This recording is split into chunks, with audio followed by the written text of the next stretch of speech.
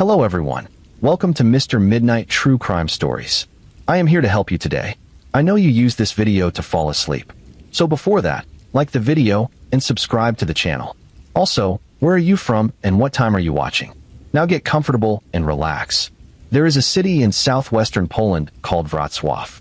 It is a beautiful city, the kind of city that looks like it was built specifically to be admired. Cathedral towers rising above the Oder River, cobblestone streets threading through old market squares, bridges connecting 14 islands that the city sits upon like scattered pieces of a dream. In winter, when the fog rolls off the river and settles low over the streets, Wrocław becomes something almost otherworldly, something quiet and gray and waiting.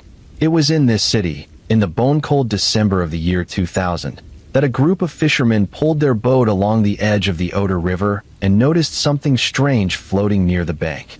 It was early morning, the kind of morning where the sky and the water are almost the same color, a dull pewter gray that makes it hard to tell where one ends and the other begins. The men were talking among themselves, breath clouding in the cold air, boots crunching on the frost-hardened mud along the riverbank. They were not expecting anything unusual. They were never expecting anything unusual. It was just another morning on a river they had fished 100 times before. But then one of them stopped walking. He stood very still, squinting at something in the water. From a distance, it looked like a log. A dark, waterlogged piece of timber caught in the gentle current near the bank. These men knew this river. They knew what logs looked like. And even from 50 feet away, something about this one was wrong. The shape was wrong. The way it moved in the water was wrong. One of the men said something quietly to the others. They all stopped. They stood together on the bank and stared at the thing in the water. Nobody moved for a long moment. And then one of them said, very slowly, "That is not a log." Because what they were looking at, what they could now see clearly as they inched closer to the bank, was hair. Long, dark hair, splayed out across the surface of the water like something from a painting. Human hair. And below it, just barely visible beneath the surface, the unmistakable outline of a human body. The men did not go into the water. Instead, one of them ran. He ran back up the bank toward the road, toward the nearest building with a telephone, and he called the police. And while he was running, the others stayed behind on the bank and watched the body drift slowly in the current, moving gently back and forth in the water the way a sleeping person sometimes moves in bed. Except this person was not sleeping. This person was never going to move on their own again. When the police arrived, they waded into the freezing water and retrieved the body. What they pulled out of the Oder River that morning was the body of a man. He was partially clothed, dressed only in a shirt and underwear, his other clothing gone, stripped away either before or after death. His hands were bound tightly behind his back. A rope ran from the binding at his wrists up to a noose that was looped around his neck, which meant that if he had tried to struggle, if he had tried to pull his hands free, the noose would have tightened around his throat. It was a deliberately cruel arrangement. Whoever had tied this man had not simply wanted to restrain him. They had wanted to make sure that he suffered. They had wanted to make sure that every instinct toward survival became its own instrument of torture. The medical examiner who examined the body later confirmed what the rope arrangement suggested. This man had been starved. There were clear signs of prolonged deprivation, the kind that takes days to produce. His body showed evidence of torture beyond the restraints. He had been held somewhere, possibly for weeks, before he was finally killed and thrown into the river. And the question that followed from all of this, the question that hit the officers at the scene the way cold water hits you when you first step into it, was simple and enormous at the same time. Who would do this to a person? Not the robbery kind of violence, where someone strikes out in a moment of desperation or greed. Not the random kind, where two strangers collide in a dark alley and one of them doesn't make it home. This was something else. This was planned. This was methodical. This was personal in a way that robbery never is, because robberies do not require this much patience. Robberies do not require you to hold a man for weeks. Robberies do not require you to tie a rope so carefully that his own attempts to escape become the thing that kills him. This was the work of someone who had thought about it. The police identified the body relatively quickly. His name was Dariusz Janaszewski. He was 35 years old. He was the owner of a small advertising agency in Wrocław. He had been reported missing exactly 4 weeks earlier, on November 13th, 2000, when he did not come home from work. His wife had reported him missing that same evening when he failed to return home and stopped answering his phone. The police had opened a missing persons case, but without any evidence of foul play, there had been little urgency to the search. Missing adults sometimes disappear by choice. They sometimes need time away. Sometimes they come back on their own. Dariush Yanishevsky did not come back on his own. Now the police had a body, and they had a name, and they had a wife who was going to have to be told that her husband, the man she had been waiting for weeks to come home, was never coming home. That is the phone call that no family member ever forgets. That is the knock on the door that changes everything. And it fell to the officers of the Wrocław Police Department that December morning to be the ones to deliver it. They drove to the Yanishevsky home and knocked on the door. When it opened, the woman standing there looked at them with the particular expression that family members develop over weeks of waiting, a mixture of hope and dread. The two emotions tangled together so tightly that it is impossible to separate them. She had been hoping for good news every single day for 4 weeks. Every time a phone rang, every time a door opened, every time she heard footsteps on the walk outside, she had felt that same desperate upwelling of hope. And every time it had come to nothing, that hope had curdled a little more. The officers asked to come inside. They sat down with her, and they told her that her husband's body had been found in the Oder River that morning. What happened in that room, in those first moments after the news was delivered, is something that exists only in the private memory of the people who were there. But what happened next, in the days and weeks and years that followed, is a story that would eventually be told all around the world. Because the murder of Dariush Yanishevsky was not simply a murder. It was a mystery wrapped inside another mystery, a puzzle that would take years to solve, and whose solution would come from a place that no one, not the police, not the family, not the people of Wrocław, could ever have predicted. It would come from a novel. The investigation began in earnest in December 2000. The police gathered whatever evidence they could from the river and from the surrounding area. They interviewed people who knew Dariush Yanishevsky. They pulled his financial records, looking for debts or business disputes that might have motivated someone to harm him. They talked to his colleagues, his neighbors, people who had seen him in the weeks before his disappearance. They were looking for the thing that every murder investigation is really looking for in those first days: a reason, a motive, the thread that, if you pull it gently enough and in the right direction, eventually unravels the whole knot. But they could not find one. This was the part of the investigation that was most baffling to the officers involved. Because Dariush Yanishevsky, the more they learned about him, was exactly the kind of man who should not have had enemies. He was quiet and hardworking. He was known in Wrocław's business community as a straightforward, honest man, the kind who paid his bills on time and kept his word. His advertising agency was small but successful. He had clients who liked him, employees who respected him, and competitors who considered him fair. He had grown up in Wrocław, knew the city well, and was considered part of its fabric in the modest, unheroic way that most good people are, not famous, not powerful, just genuinely present in a way that made the people around him feel better for knowing him. He was also a musician. In his spare time, Dariush played in a band, a hobby he maintained even as his business grew, because music had always been part of who he was. He was the kind of man who, after a long day at the office reviewing advertising layouts and managing client relationships, would go home, pick up his instrument, and play. Not because he was trying to become famous, not because he was trying to impress anyone, but because music was simply part of how he existed in the world. And his marriage, well, that is a complicated part of the story. Not because there was anything sinister about it, but because marriages are always complicated. Dariush and his wife had gone through a difficult period, the kind of rough stretch that tests couples and sometimes ends them. But they had been working through it. People who knew them said that in the months before Dariush disappeared, he and his wife had been doing better. They had been talking about adoption. They had been making plans for the future, the kind of plans you only make when you believe there is a future worth planning for. He was not a man running from his life. He was a man building one. So who had taken him from the street that November afternoon and held him in captivity for weeks before tying his hands behind his back with a rope looped to a noose around his neck and throwing him into the Oder River? Who had done something so deliberate and so cruel to a man who, by every account, had given no one reason for such hatred? The police did not know. And as the weeks of investigation stretched into months, The honest answer remained exactly that. They did not know. The case went cold in the summer of 2001, roughly 6 months after Dariush's body was found. The file was closed, not because the police stopped caring, but because there was simply nowhere left to look. There were no suspects. There were no witnesses who had seen anything useful.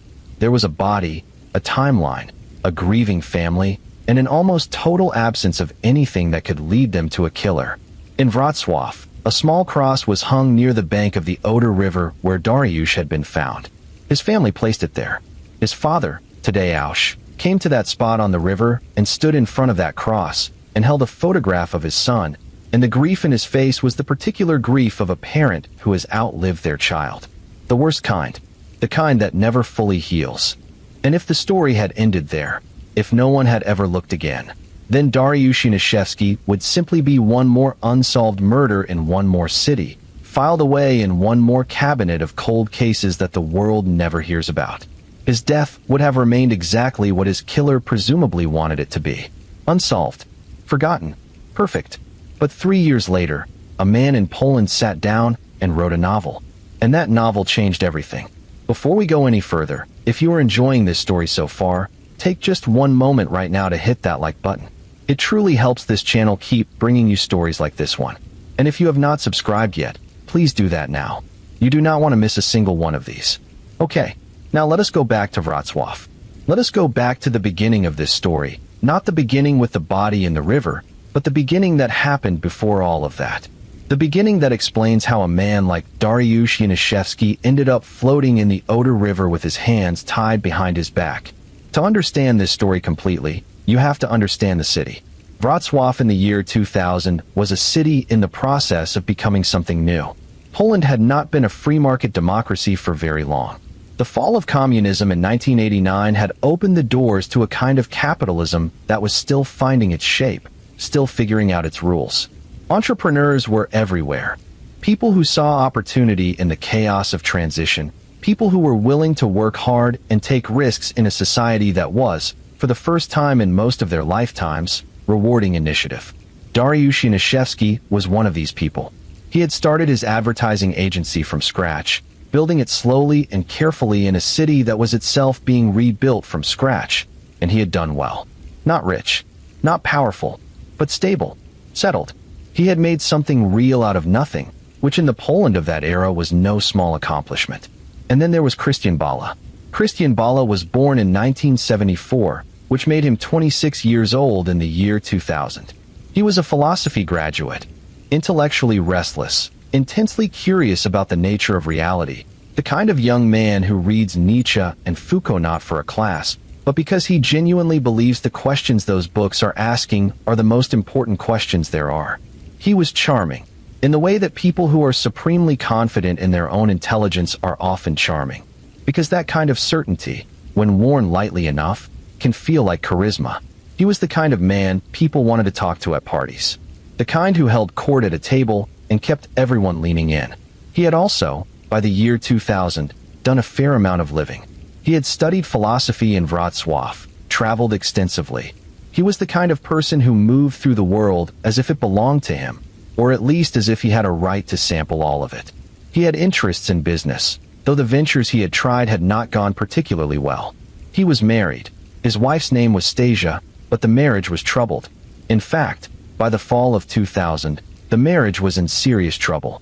Bala and Stasia were separated, living apart, the relationship grinding down toward its eventual end with the slow, painful friction of two people who once loved each other and now mostly caused each other pain. It was during this period, the fall of 2000, the slow dissolution of his marriage, that Christian Bala did something that spoke volumes about his personality. He hired a private investigator, not to gather evidence for a divorce proceeding, not to document anything for legal purposes, but simply because he could not stand not knowing what his estranged wife was doing when she was not with him. He needed to know. He needed to watch. And the private investigator he hired gave him exactly what he needed and absolutely nothing that he wanted. Because the investigator told him what Stasia had been doing. He told Bala that his estranged wife had spent time with a man named Dariusz Janaszewski. The two of them, according to the investigator's report, had spent a night together in a hotel in Wrocław in the fall of 2000. The investigator gave Bala the details, the way private investigators are paid to do, and then stepped back and waited to be paid. What happened inside Christian Bala in the moments after he received this information is something only he fully knows. But what the evidence, all of it, piece by piece, eventually suggested was this: Bala did not handle it well. He did not shrug and move on. He did not channel his pain into something healthy. He did not accept that his marriage was over and that his estranged wife had the right to move on with her life. Instead, something curdled inside him. Something dark and obsessive took root in the space where his pride had been. He had, according to the judge who would eventually sentence him, treated his wife as property, not as a person with her own agency and her own desires and her own right to make choices. As property. And property that had been touched by another man was not simply property that had been damaged, it was a violation. A transgression that required a response. Christian Bala was going to respond. But we are getting ahead of ourselves. Because before all of that, before the response, before the trial, before the novel, there is the story of what happened to Dariusz Yanishevsky on the day he disappeared. And that story begins in his office. On November 13th, 2000, Dariusz Yanishevsky was at his advertising agency in Wrocław. It was a Monday. The kind of ordinary Monday that is only remarkable in retrospect, when you know that it was the last ordinary day a person ever had. His employees were working. His phone was ringing. He was doing the unremarkable work of running a small business in a mid-sized city, reviewing layouts, returning calls, managing the small crises that are the constant background noise of entrepreneurship. At some point that morning, his office phone rang. One of his employees recalled that Dariusz took the call and that the conversation seemed unusual. The caller, from what could be overheard, was asking about signs. Advertising signs. He wanted Dariusz's agency to produce some kind of signage, but the request was vague. Unclear. When Dariusz pressed for more details, what kind of signs, for what purpose, for where, the caller was evasive. He said something about needing to meet in person to discuss it. He said something about it being urgent. He said he would explain everything at the meeting. Dariusz agreed to the meeting. He wrote something down, a location, a time, or a name, though what exactly he wrote was never recovered. He told the employee who had overheard the call that he was stepping out for a while, a meeting with a potential client. Nothing alarming. Nothing that suggested he felt any unease about what was coming. He left the office. He left without his car, which was unusual, the kind of small deviation that seems meaningless in the moment and enormous in retrospect. His car stayed in the parking lot. He went on foot. One witness in the area around the office later told police that they had seen Dariusz walking that afternoon with two men, not in a way that suggested obvious alarm. He was not being dragged or physically coerced, at least not in any way this witness noticed. But he was with two men, and they were walking together, and then they were gone. Dariusz Yanishevsky was 35 years old when those two men led him away from his ordinary Monday and into something from which he would never return. His advertising agency never saw him again.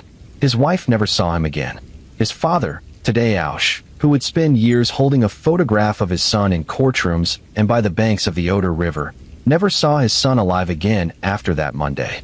What happened during the 4 weeks between Dariusz's disappearance and the discovery of his body is a period that is mostly darkness. The evidence suggests he was held somewhere, a location that was never definitively identified, and that during those weeks he was starved and tortured. The medical examiner's findings were unambiguous. The deprivation had taken time. Days, possibly weeks.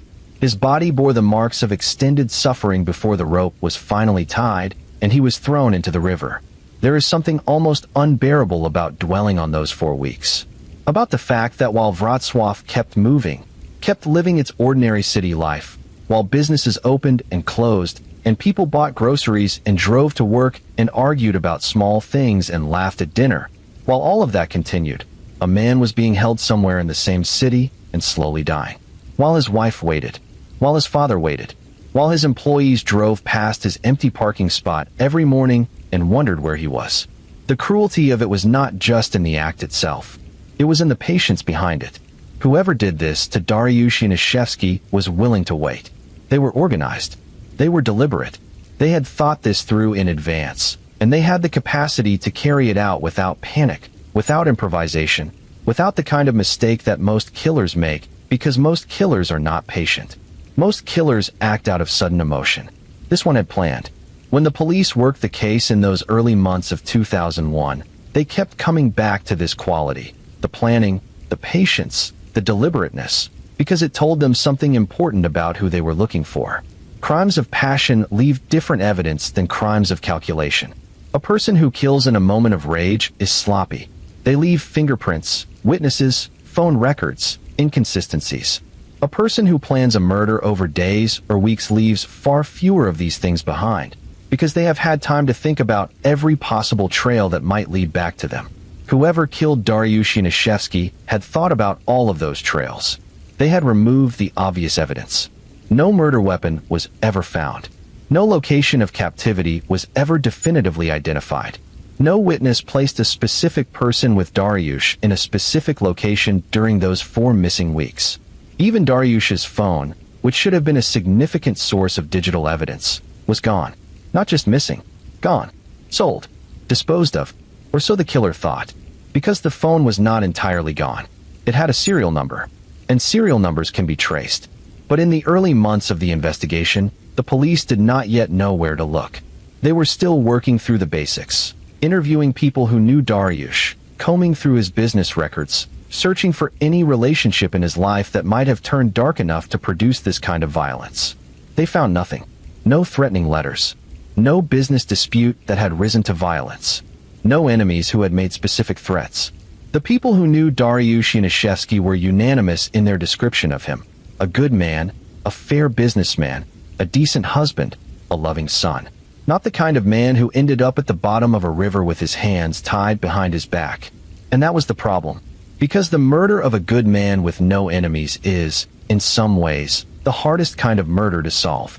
When a man who is known to have enemies is killed, you have a list of people to look at. When a man with a criminal past is killed, you have a world to search through. But when a man who appears to have done nothing wrong to anyone ends up dead in the worst way imaginable, you are left staring at a blank page. You are left with only questions and no starting point for the answers. The investigation ground to a halt. The file was closed. The cross on the bank of the Oder River became the only visible marker of what had been lost, and the case joined the long, quiet archive of things that happened in the world and were never explained. But one man had not stopped thinking about it. His name was Jacek Wróblewski. He was a detective with the Wrocław police, and he had a particular kind of mind, the kind that does not let things go. Not because he was stubborn, exactly, although stubbornness was certainly part of it, but because he had looked at the Yanishevsky case and seen something in it that he could not unsee. He had looked at the evidence of planning and patience and calculation and arrived at a conclusion that he could not shake. This killer knew something about the victim. This was not random. This was not a stranger who had chosen Dariush Yanishevsky by chance. This was someone with a reason, someone with a story, someone who was, right now, walking around Wrocław or somewhere in the world with the knowledge of what he had done tucked inside him like a secret kept in a locked room. Jacek Wróblewski was the kind of detective who believed that people who keep secrets like that eventually make mistakes. Not always, not fast, but eventually. Because the weight of a secret like that, the weight of knowing what you did, of carrying it every day, of measuring every conversation and every interaction against the possibility that this is the moment someone figures it out. That weight is tremendous. And tremendous weight, over time, tends to crack things. He was willing to wait. He was willing to be patient. He believed that somewhere in this case, there was a mistake waiting to be found. He just had to look long enough and hard enough to find it. He kept the file. He kept thinking. And in the years that followed, as Wrocław moved on and the case was officially cold, Jacek Wróblewski kept returning to the details, turning them over in his mind the way a person turns a stone in their hand, looking at it from different angles, waiting for the light to hit it in a way that reveals something new. And then, in 2003, something happened that would eventually bring him back to this case with new eyes and a new direction. A man published a novel. Let us pause for just a moment here, because what comes next is the part of this story that people find most difficult to believe. Not because it is confusing, but because it is so extraordinary that the mind wants to push back against it. The mind wants to say, no, That cannot be right. Things like that do not happen. Novelists do not write about their own crimes. Killers do not publish their confessions. That is not how the world works. And yet, in 2003, 3 years after the murder of Dariusz Janishevsky, 3 years after his body was pulled from the Oder River on a cold December morning, a man named Christian Bala self-published a novel in Poland. The novel was titled Amok. It was not a quiet, literary novel. It was raw and aggressive and provocative, the kind of book that wants to disturb you, that is written to challenge your assumptions about morality and reality and the nature of truth. It was narrated by a character named Chris, a young, intellectually aggressive man who moves through the world with a kind of contemptuous freedom, treating other people as objects of his own experience rather than as full human beings in their own right. The narrator of Amok, this character Chris, was in many ways a projection of his author. He was obsessed with philosophy, particularly the philosophy that questions whether truth is real, whether morality is constructed, whether the things we call right and wrong are simply conventions that the powerful impose on the weak. He was sexually aggressive, emotionally detached, brilliant in the way that people are brilliant when their intelligence has never been properly connected to their empathy. He was, in short, a very particular kind of person that philosophy departments sometimes produce and that the rest of the world finds alarming. And in the course of the novel, Chris kills someone. He kills a woman named Mary. He kills her using a rope. He binds her hands behind her back and loops the rope to a noose around her neck, and he kills her in a way that echoes, in its essential structure, the way in which Dariusz Janishevsky was found dead in the Oder River. This alone would have been disturbing if anyone had been paying close enough attention. But there was something else in the novel that was even more specific, even more chilling. In Amok, after Chris kills his victim, he gets rid of the evidence. He sells something, an object belonging to the victim, online. He uses an internet auction site to dispose of a piece of physical evidence, creating distance between himself and the crime by turning it into a transaction. When Christian Bala published this novel in 2003, Dariusz Janishevsky's cell phone, the phone that had disappeared along with its owner in November of 2000, had already been sold online. It had been sold 4 days after Janishevsky disappeared, through an internet auction account. The username associated with that account was Crispy. Crispy, the same name as the narrator of Amok. The same nickname that Christian Bala used when he traveled internationally, when he corresponded online, when he wanted to present himself to the world under an anglicized version of his own name. Chris B. Christian Bala. The novel came out. It sold modestly. It was reviewed in a handful of places. Most readers who picked it up saw exactly what Bala presumably wanted them to see. A challenging, provocative piece of transgressive fiction by a young Polish intellectual. Dark, yes. Disturbing, certainly. But fiction. Just fiction. The territory of the imagination. And then, in 2003, a Polish television program broadcast a segment about unsolved crimes. One of the cases they covered was the murder of Dariusz Janishevsky. It was a brief segment. A few minutes of airtime dedicated to a 3-year-old cold case in Wrocław. The kind of segment that might jog someone's memory, might shake loose a detail that had seemed unimportant at the time, but that might, in the context of television coverage, suddenly seem significant. The segment aired, and then something happened on the program's website, the page they had created for the Janishevsky case, where viewers could submit tips and information. Prosecutors noted later that in the days after the segment aired, the website received hits from computers in several Asian countries. Specifically, from computers in Singapore, South Korea, and Japan. Christian Bala, at those precise dates, was traveling in those precise countries. He was, in other words, checking the website from wherever he was in the world, watching to see if the television coverage had stirred anything up, monitoring the investigation from a safe distance the way a person monitors a fire they have set, with a mixture of anxiety and fascination. He was watching. He had been watching all along. It was an anonymous tip, someone who had read Amok and recognized the parallels, that eventually brought the novel to the attention of the police. The tip came in around 2005, and it was routed to the investigator who still could not let go of the Janishevsky case, Jacek Wroblewski. When Wroblewski received the tip, he obtained a copy of Amok and he read it. He read it the way a detective reads things, not for pleasure, not for the experience of the narrative, but for the information embedded in it. He read it looking for the thing beneath the story, and what he found made the small hairs on the back of his neck stand up. Because the novel was not just similar to the Yanishevsky case in a general way. It was similar in specific ways. In particular ways. In ways that were harder and harder to explain as coincidence the more carefully you looked at them. The bound hands.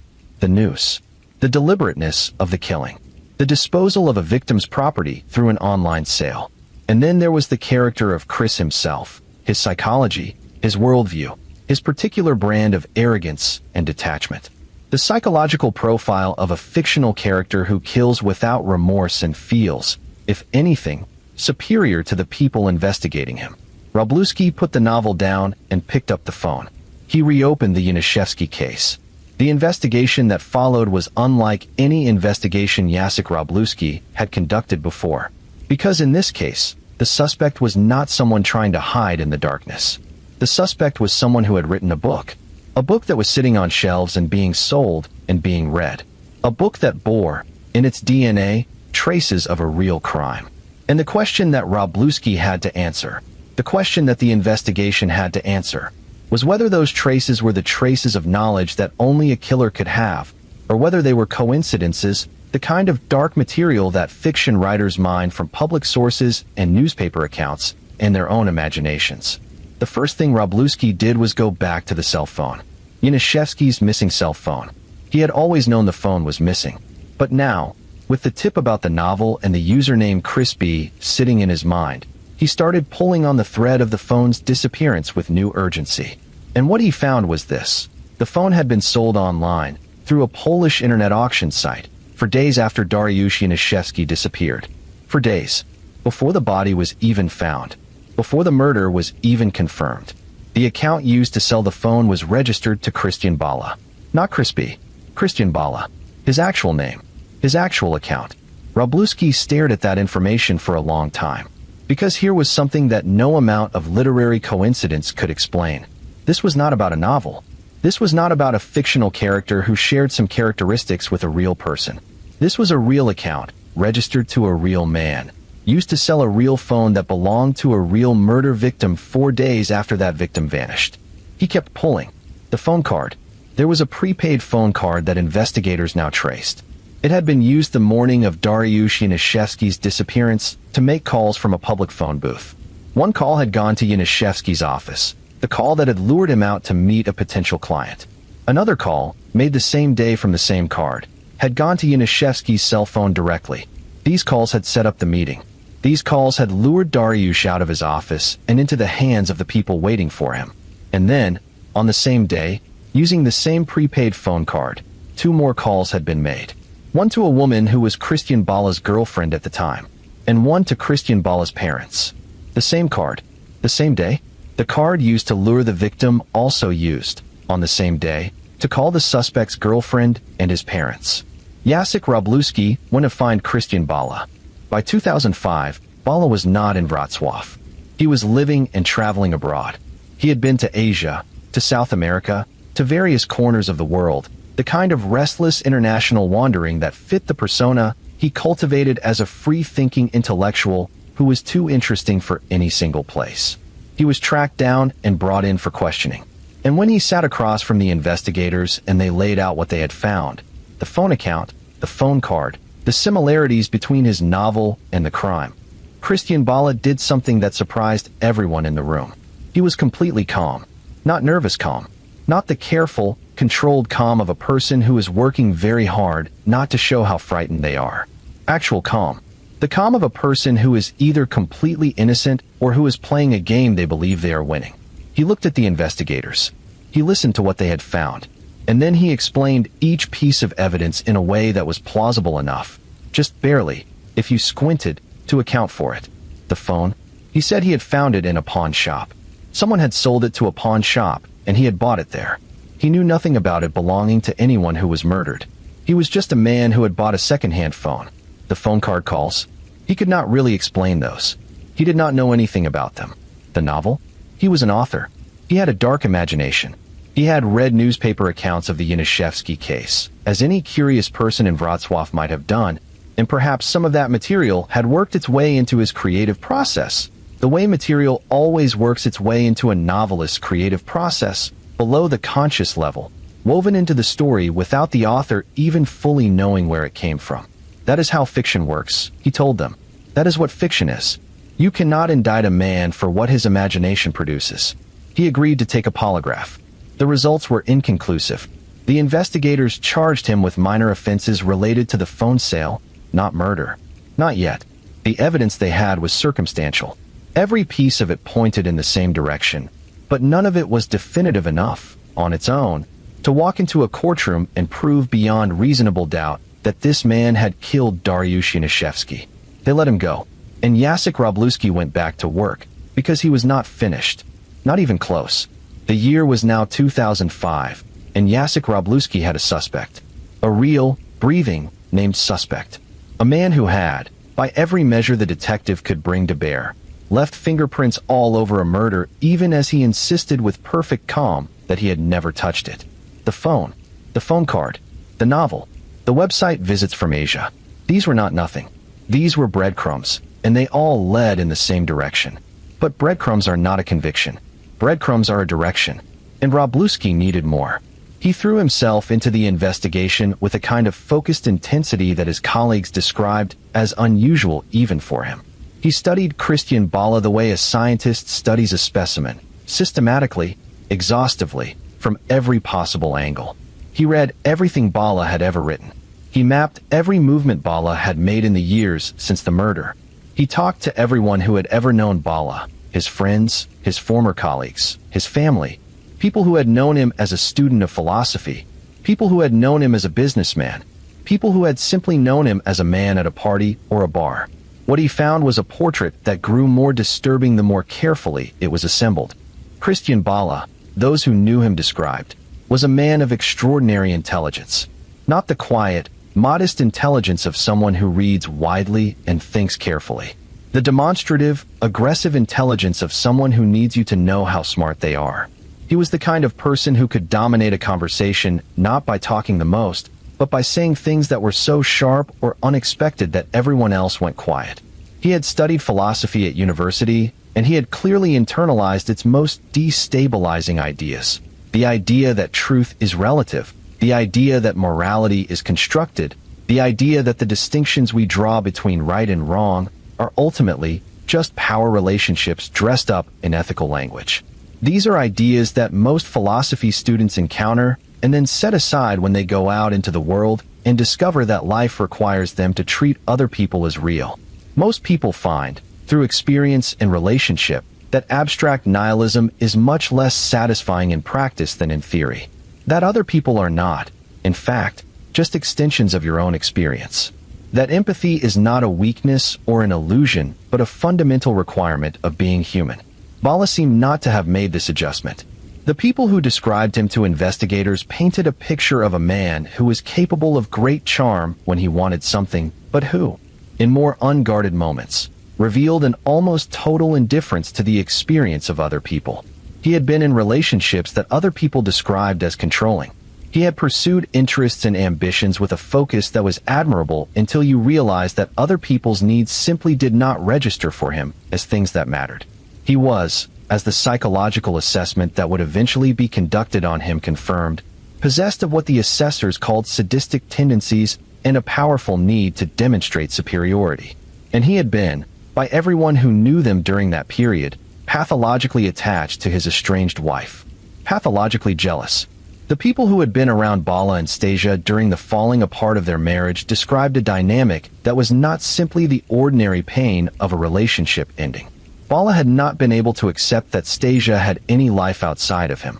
He checked on her. He had her followed. He needed, in a way that went beyond normal possessiveness into something more consuming and more dangerous, to control what she did and who she did it with. When the private investigator he hired told him about Stasia and Dariush Yanishevsky, about the night they had spent together in a Wrocław hotel, Bala had not simply been hurt. He had been lit up inside with something that was darker and more purposeful than ordinary heartbreak.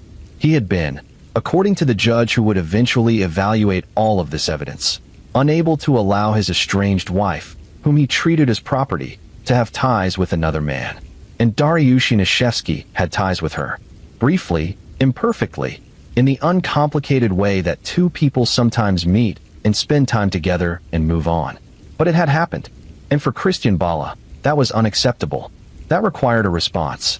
What happened next, what Bala allegedly did, what he allegedly planned, what he allegedly set in motion, was the work of a very particular kind of mind. Not the impulsive mind of someone who strikes out in a moment of rage. The calculating mind of someone who looks at a problem and works backward from the solution, covering each step as he goes. Someone who thinks about evidence before the crime is committed because they are already thinking about the investigation that will follow. He used a prepaid phone card that could not easily be traced back to him. He used a public phone booth. He set up a meeting under false pretenses, the excuse about advertising signs, the vague urgent request that would get Yanishevsky out of his office and onto the street without raising alarm. He had arranged for other people to be involved in the actual physical work. The court would eventually note that while Bala was convicted of planning and directing the murder, there was insufficient evidence to establish that he had personally carried it out. There were others. There had to have been others, given the logistics of holding a man captive for 4 weeks and eventually transporting his body to the river. But the mind behind it, the deliberate and patient intelligence that had conceived of this particular kind of cruelty and set it in motion, that, the investigators became increasingly convinced, was Christian Bala. And then Bala had done something that, in retrospect, was either the most arrogant thing a murderer has ever done or the strangest possible cry for recognition. He had written it down, not as a confession, not as a legal document, as a novel, as a work of fiction that borrowed the essential shape of what he had done and dressed it in enough fictional clothing to be deniable, but kept enough of its original DNA to be recognizable, if anyone was paying close enough attention. Why would he do that? This is the question that investigators and psychologists and journalists and readers around the world would eventually spend enormous energy trying to answer.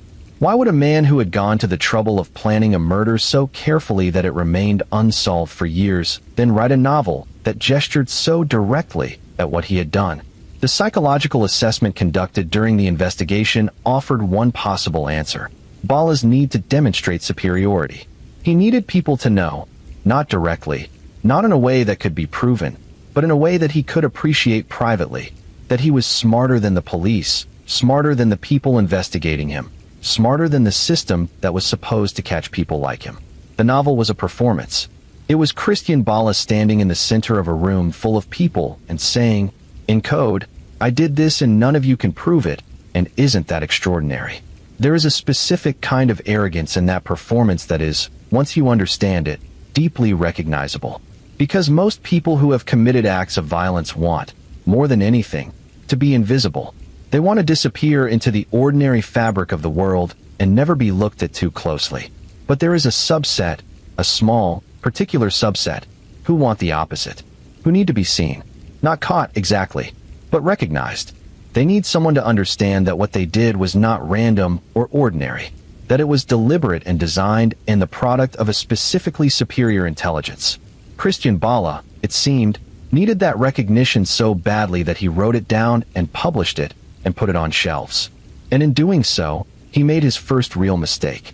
Not the phone account, although that was a mistake too. Not the phone card, although the investigation would eventually trace that as well. The deepest mistake was the novel itself.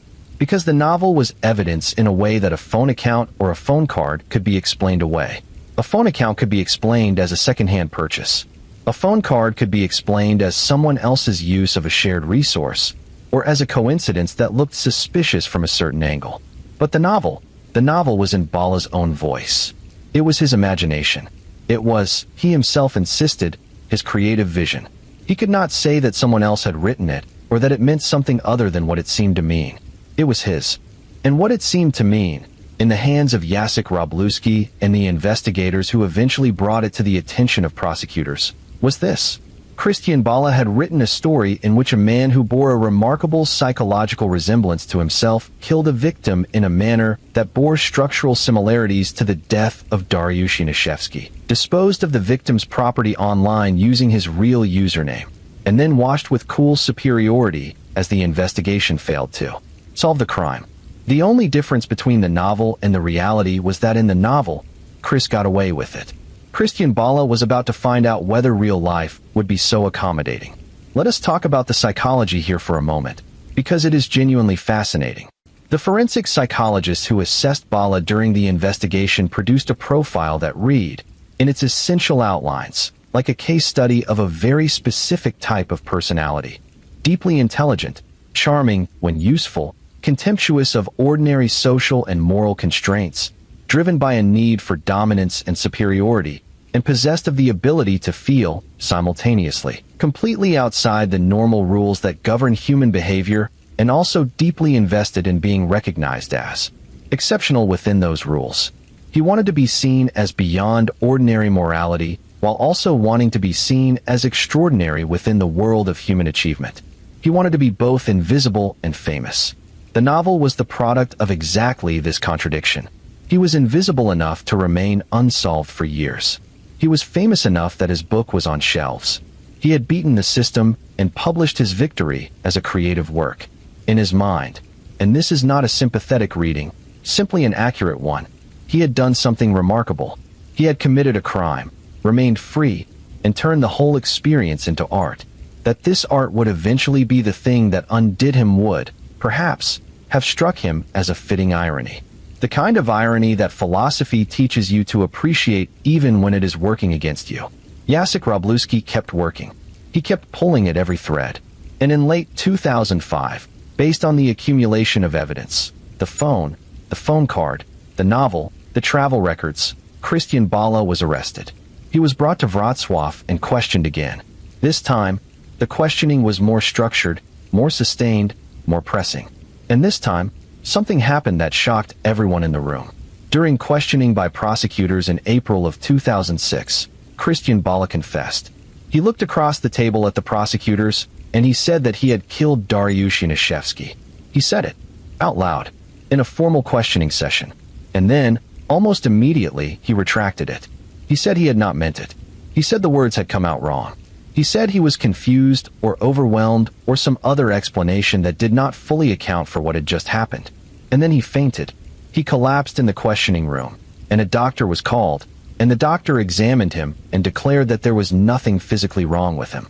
There was no medical reason for him to have fainted. After that, Bala stopped talking to prosecutors entirely. He exercised his right to silence, and he maintained it with the same iron discipline that he had apparently brought to every other aspect of this case. He said nothing more. He left the confession hanging in the air like smoke, real enough to see, but impossible to hold on to, impossible to press flat and keep as evidence, because he had immediately denied it, and no one could prove that the denial was false. The case went to trial. And what happened in that courtroom would become one of the most remarkable legal proceedings in Polish history. If you have made it this far into this story, please take just a second and leave a comment below. Tell me where you are from. Tell me what time you are watching. I love hearing from all of you, and your comments are what keep this community going. Now, let us get back to Wrocław. Let us get back to the courtroom where, for the first time in the history of Polish legal proceedings, a novel was being treated as evidence. The trial of Christian Bala opened in 2007 in Wrocław, and from the first day, it was exactly the kind of case that makes people lean forward in their chairs. Not just because of the violence of the crime, or because of the cold case that had finally been cracked, but because of the question at the center of it, a question that was, in some ways, one of the most fundamental questions that any legal system can face. Can a work of fiction be used as evidence of a real crime? On one side of that question, you had the prosecution, led by prosecutor Liliana Lukasiewicz. The prosecution's case was built on several interlocking pieces. There was the phone account, the internet auction account registered to Christian Bala, used to sell Dariusz Janaszewski's phone 4 days after the victim disappeared. There was the phone card, the prepaid card used the morning of Janaszewski's disappearance to make calls that set up the fatal meeting, and used the same day to call Bala's girlfriend and his parents. There were the website visits from Asia, from computers that prosecutors traced to locations corresponding to Bala's travels at the times the visits were made. There was the retracted confession. There was the psychological assessment, which found Bala to have sadistic tendencies and a need to demonstrate superiority. And then there was Amok. The prosecution used the novel not as a straightforward confession, but as a piece of psychological and circumstantial evidence.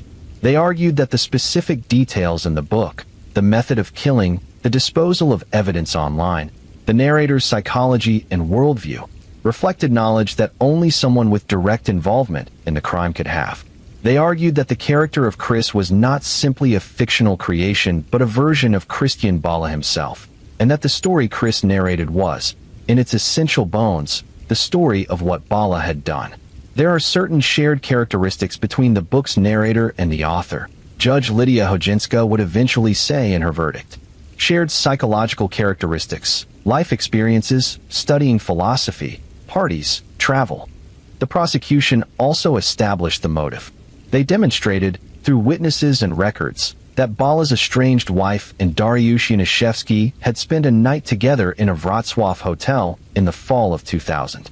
They demonstrated that Bala had hired a private investigator to monitor his wife during this period.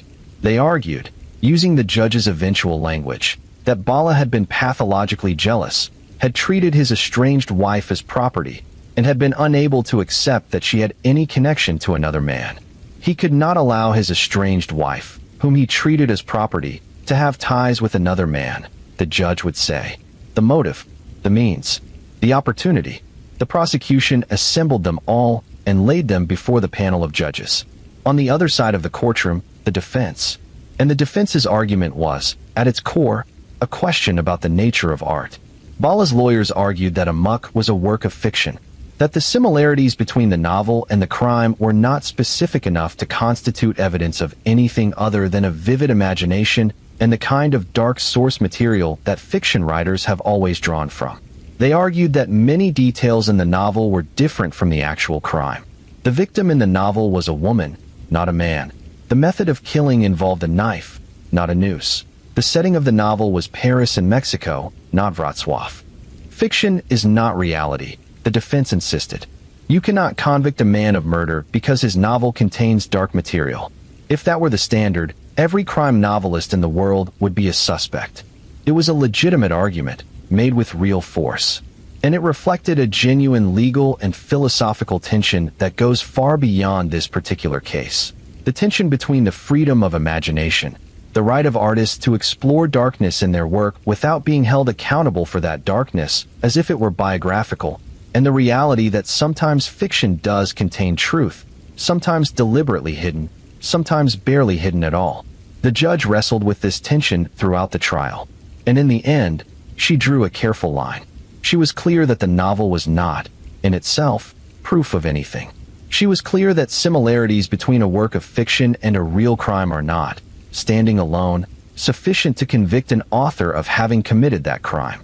But she also noted that the novel was part of a larger pattern.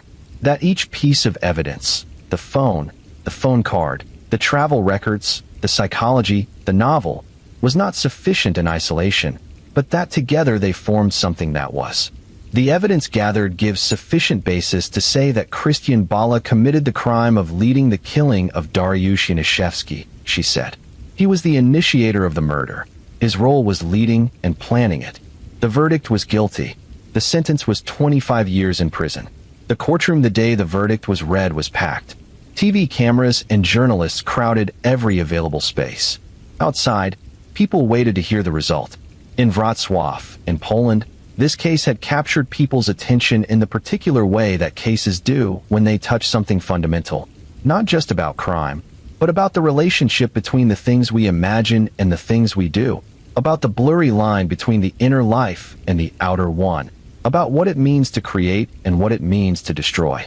Christian Bala stood stone-faced between two police officers and listened to the verdict. He showed no visible emotion.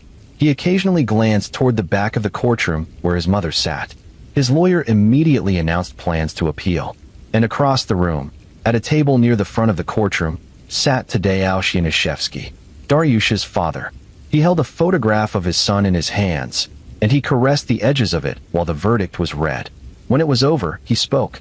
"Justice was served," he said, "but the verdict will never be adequate to the crime. It is tough to talk about being happy with it because nothing will bring my son back. Nothing will bring my son back." That sentence, those words, That is the center of gravity in every murder case. The truth that sits beneath all the legal arguments and the evidence and the philosophical debates about art and reality. A man was dead. A family had been destroyed. A father was sitting in a courtroom holding a photograph of his son because that photograph was all that was left. And whatever happened now, guilty verdict or not guilty, 25 years or freedom, it did not and could not undo any of that. Dariusz Yanishevsky had been 35 years old. He had been a musician and a businessman and a husband who was making plans to adopt a child. He had been a man building a future. And someone had taken that future and thrown it into a river, and no courtroom verdict, however just, could give it back. The appeal was filed. In 2007, an appeals court reviewed the case and, while not overturning the conviction, ordered a retrial on certain grounds. The retrial proceeded, and in December of 2008, Christian Bala was again found guilty. The 25-year sentence was maintained. He continued to serve it. And the story, the case of Amok, the case of the author who wrote his own murder, traveled out of Poland and into the world. In 2008, a journalist named David Grand published a long article about the Bala case in the New Yorker magazine. The article, titled True Crime, introduced this story to an international audience for the first time, and the reaction it generated was enormous. Readers from the United States to the United Kingdom to Australia read about the Polish philosopher who had killed a man out of jealousy and then published a thinly veiled account of the crime and were struck, almost universally, by the same combination of fascination and horror. Fascination because the case raised questions that do not have easy answers. Can art be evidence? Can the imagination incriminate? Where does the line fall between what an author imagines and what they have experienced? These are not merely legal questions. They are questions about the nature of creativity itself. Horror because of the human reality at the center of it all. A man who had done nothing wrong to anyone, who had simply been in the wrong place at the wrong time in the romantic life of another man's estranged wife, had been murdered in the most calculated and cruel way imaginable.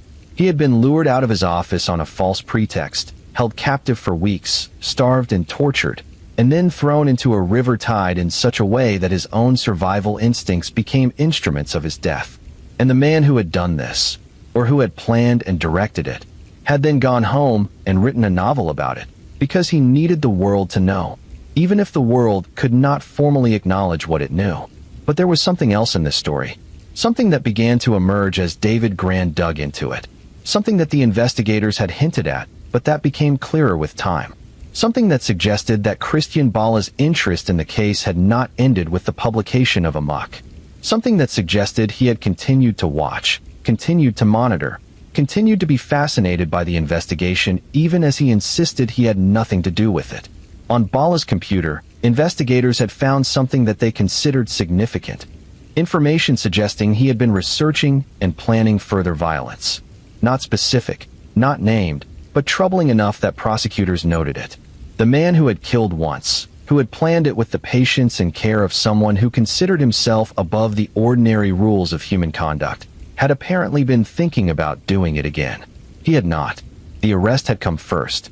But the discovery on the computer added a dimension to the portrait of Christian Bala that made everyone who heard about it take a slow breath. Because it meant that the murder of Dariusz Yanishevsky was not simply a one-time act committed in the grip of jealousy and then regretted. It was, apparently, something Bala had filed away as a kind of template. Something he had done once and was prepared to do again. The arrogance in that is breathtaking. The comfort level with the idea of taking another life, the casual planning of it, the willingness to fold it into the ongoing project of his life as if it were just another activity. That is not the behavior of someone who was consumed by guilt or overwhelmed by what they had done. That is the behavior of someone who had, at some fundamental level, not considered what they did wrong, or who had considered it wrong and then decided that the category of wrong simply did not apply to them. We will come back to that. But first, let us look more closely at the novel itself. At Amok, at what it contains and what it says and what it tells us about the mind that produced it. Amok is not, by any measure, a comfortable read. It is not trying to be. It is a novel written by someone who wants to provoke, who wants to disturb, who wants to challenge the reader's comfortable assumptions and leave them in a state of unease. Its narrator, Chris, is intelligent, witty in a cold way, and deeply contemptuous of ordinary morality. He moves through the world as if it is a stage he has been given access to, treating other people as interesting objects rather than as full human beings. He talks about philosophy. He talks about the nature of truth and the arbitrariness of moral systems. He drinks heavily and has numerous sexual encounters that he describes with clinical detachment, as if cataloging experiences rather than living them. And then he kills someone. The killing in the novel is described with the same detachment as everything else. There is no horror in the narrator's voice, no guilt, no dawning recognition of what he has done. He kills, and then he keeps moving, keeps thinking, keeps narrating his life as if the killing was simply another experience, another data point in the endless project of living a fully examined life. The victim is Mary. She is killed after her hands are bound behind her back and the rope is looped to a noose around her neck. The same structural configuration that was used in the real killing of Dariush Yanishevsky, though the fictional victim's sex and the specific method of death differed. After the killing, Chris gets rid of evidence. He sells something online. He uses a particular username in that transaction, Crispy, the same username that Christian Bala used when he sold Dariush Yanishevsky's phone on an internet auction site 4 days after the real victim disappeared. Now, Bala's defense maintained that these similarities were either coincidental or that they derived from his reading of news reports about the Yanishevsky case, which had received some coverage in Polish media. He argued that a novelist who had read about a crime in the news might naturally incorporate elements of that crime into his fiction, and that doing so was not evidence of involvement in the crime itself. Journalists and authors process the news, he said, and that processing sometimes finds its way into their work. It is worth taking this argument seriously for a moment, because it is not entirely without merit as a general principle. Fiction writers do draw from real events. True crime novels exist. Crime fiction regularly borrows its atmosphere and its procedural details from real cases. A novelist who read extensively about the Yanishevsky murder might well produce a novel with structural similarities to it. But the investigator's response to this argument was a simple one. Which details are in the newspaper and which details are not? In the newspaper, in the coverage of the Yanishevsky case, readers learned that a body had been found in the Oder River.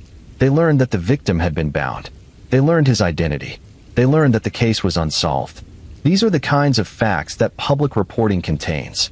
What the public reporting did not contain, what was never published, what the police had deliberately held back, was the specific configuration of the rope. The fact that the hands were bound behind the back and the rope then looped to a noose around the neck. That particular detail, that particular cruelty, that was information that the police kept out of the press because it was the kind of detail that only the killer would know. And in Amok, that detail appears. It does not appear exactly. The fictional killing is different from the real one in several ways.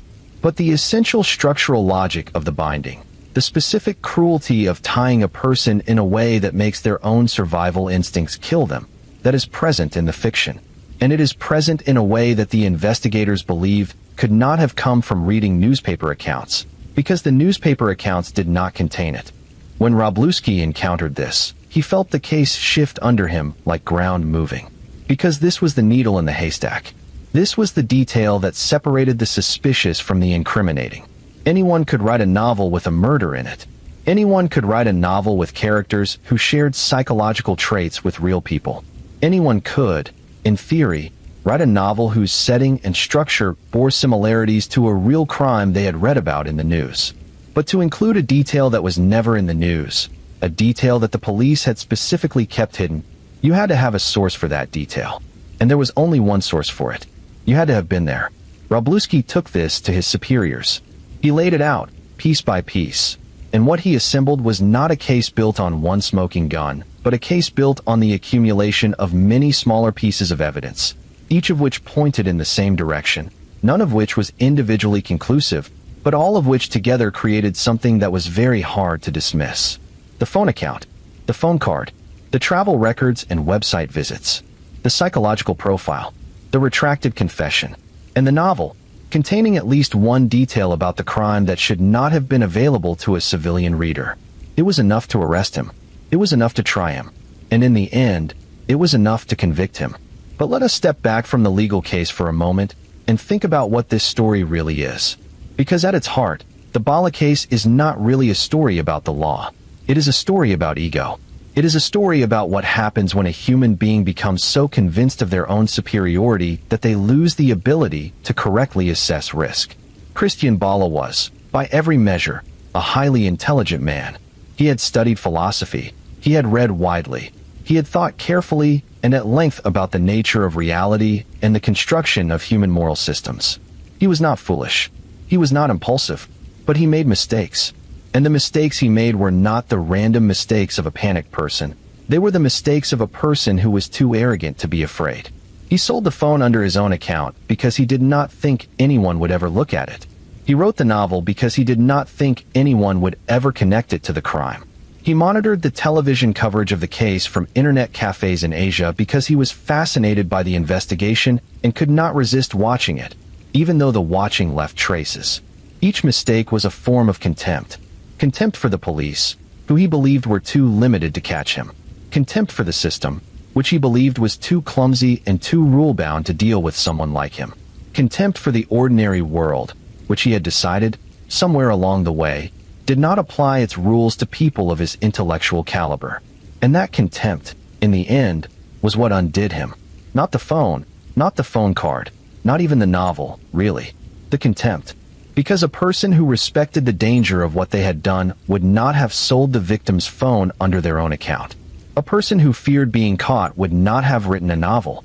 A person who understood that the system, slow as it is, sometimes catches up. That person would have destroyed every piece of evidence, disappeared into their life, and never looked back. Bala could not do that. He was constitutionally unable to do it. Because disappearing entirely would have meant giving up the one thing he needed more than safety. The knowledge that he had done something extraordinary, something that demonstrated how far above ordinary rules and ordinary people he really was. And if no one could know, if he had to keep it completely secret, then what was the point? The novel was the point. The novel was his proof. It was his way of saying, to the world and to himself, I did this. And you cannot catch me. And isn't that incredible? Except they caught him. The trial, when it ended and the verdict came, had been followed closely not just in Poland but increasingly in other countries, as word of the case spread through legal and journalistic circles. In the United States, true crime audiences who encountered the Gran article in The New Yorker were captivated. In Europe, the case prompted discussion among legal scholars about the admissibility of literary evidence in criminal proceedings. In Poland itself, Amok, Bala's novel, sold significantly more copies in the wake of his arrest and trial than it ever had as a standalone work.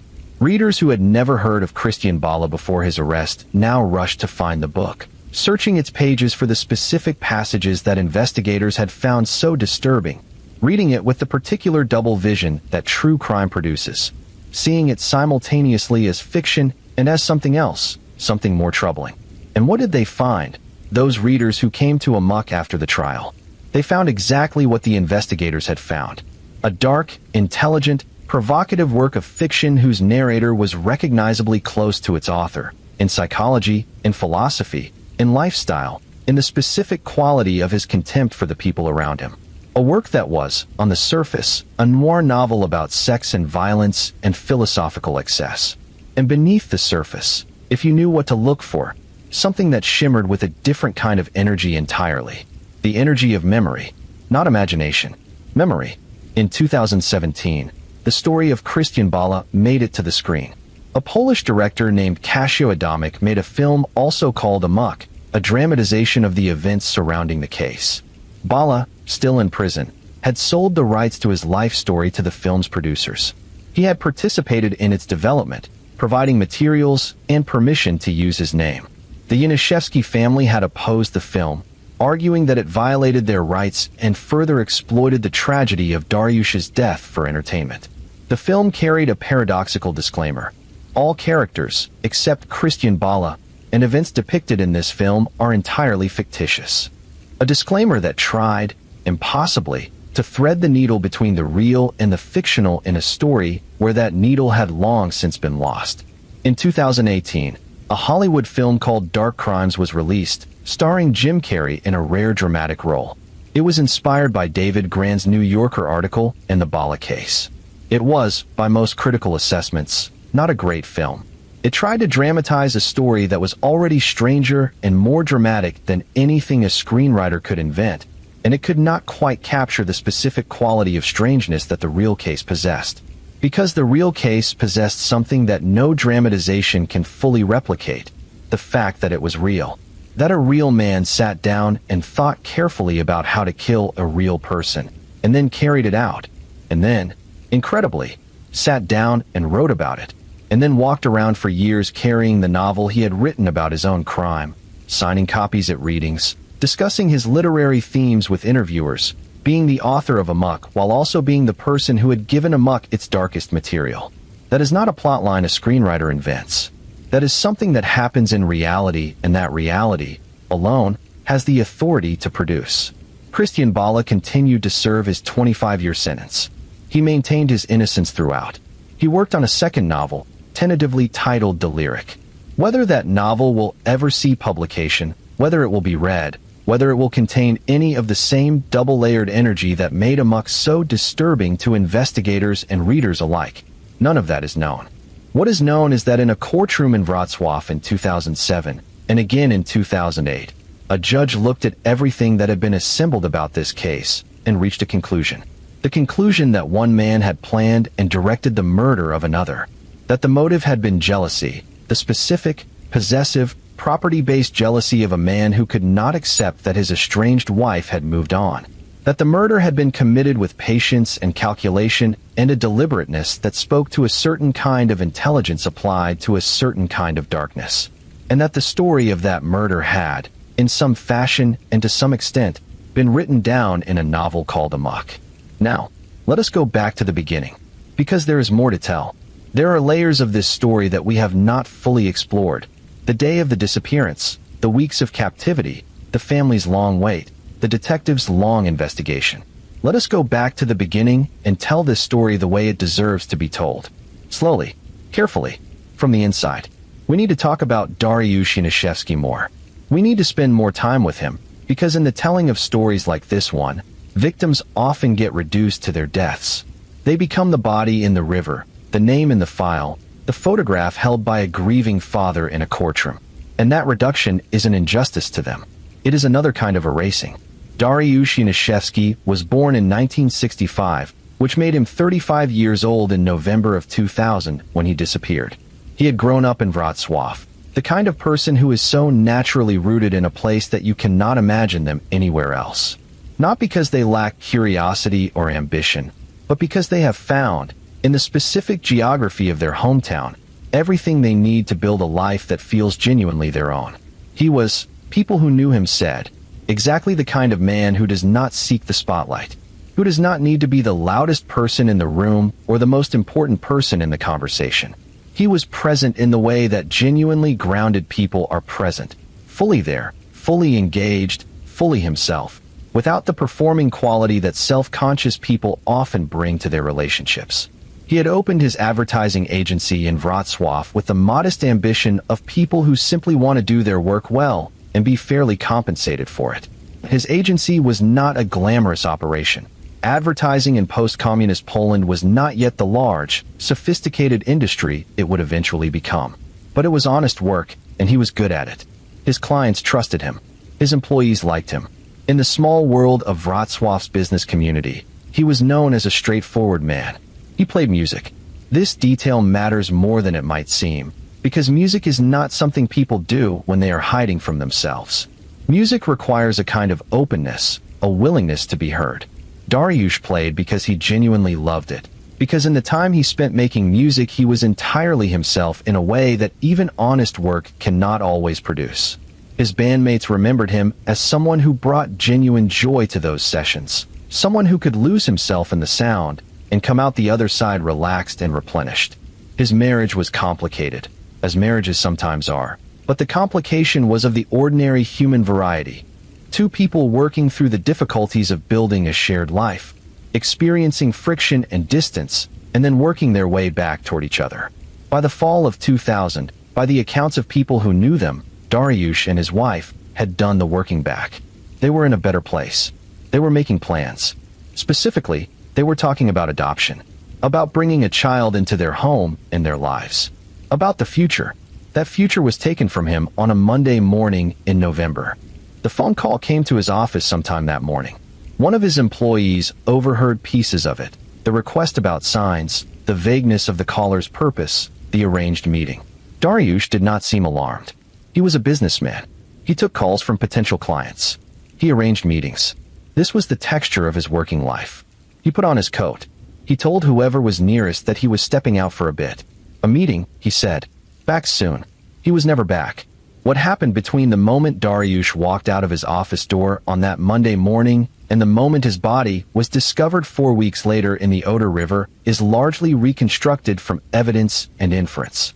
He left without his car, which means wherever he was going was either within walking distance or he was being taken there by the people who met him. The witness who saw him walking with 2 men, seeing them moving together, 3 people on a street in Wrocław, nothing visibly wrong, gives us a brief, fragmentary glimpse into those first minutes. And then nothing. Somewhere in Wrocław, in a location that was never definitively established, Dariusz Janaszewski was held. For 4 weeks.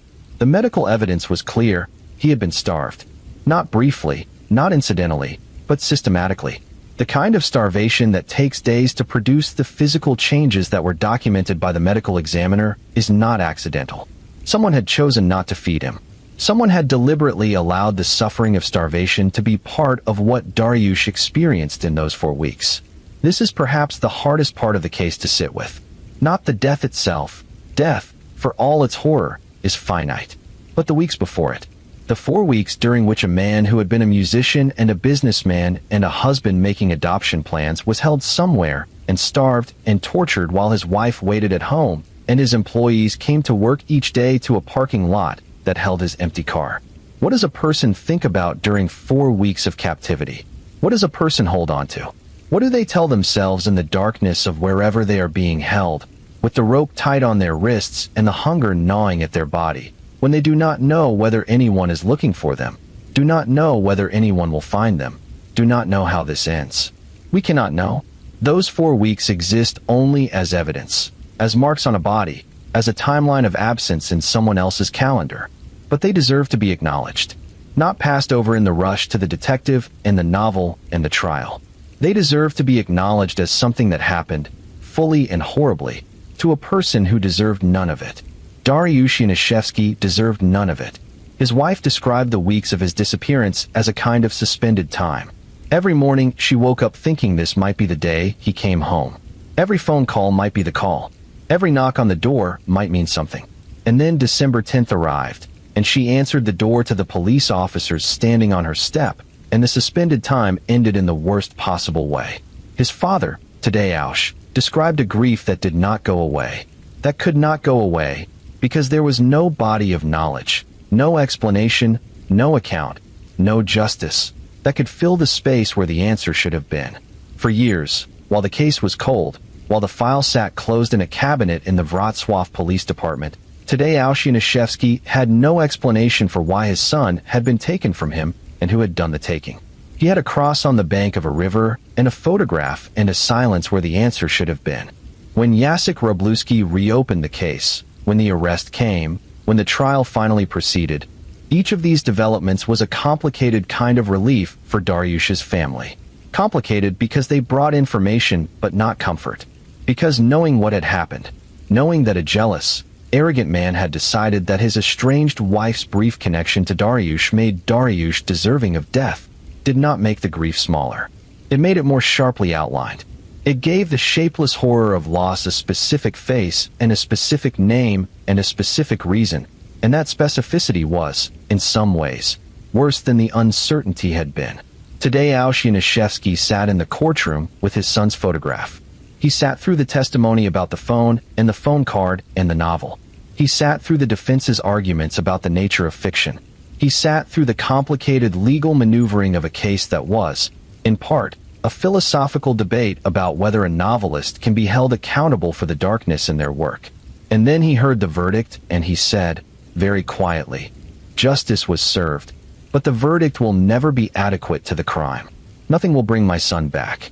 Let us turn now to Detective Jacek Wroblewski, because he is a central figure in this story, and he deserves the same kind of attention and the same kind of care that we have given to the victim and the killer.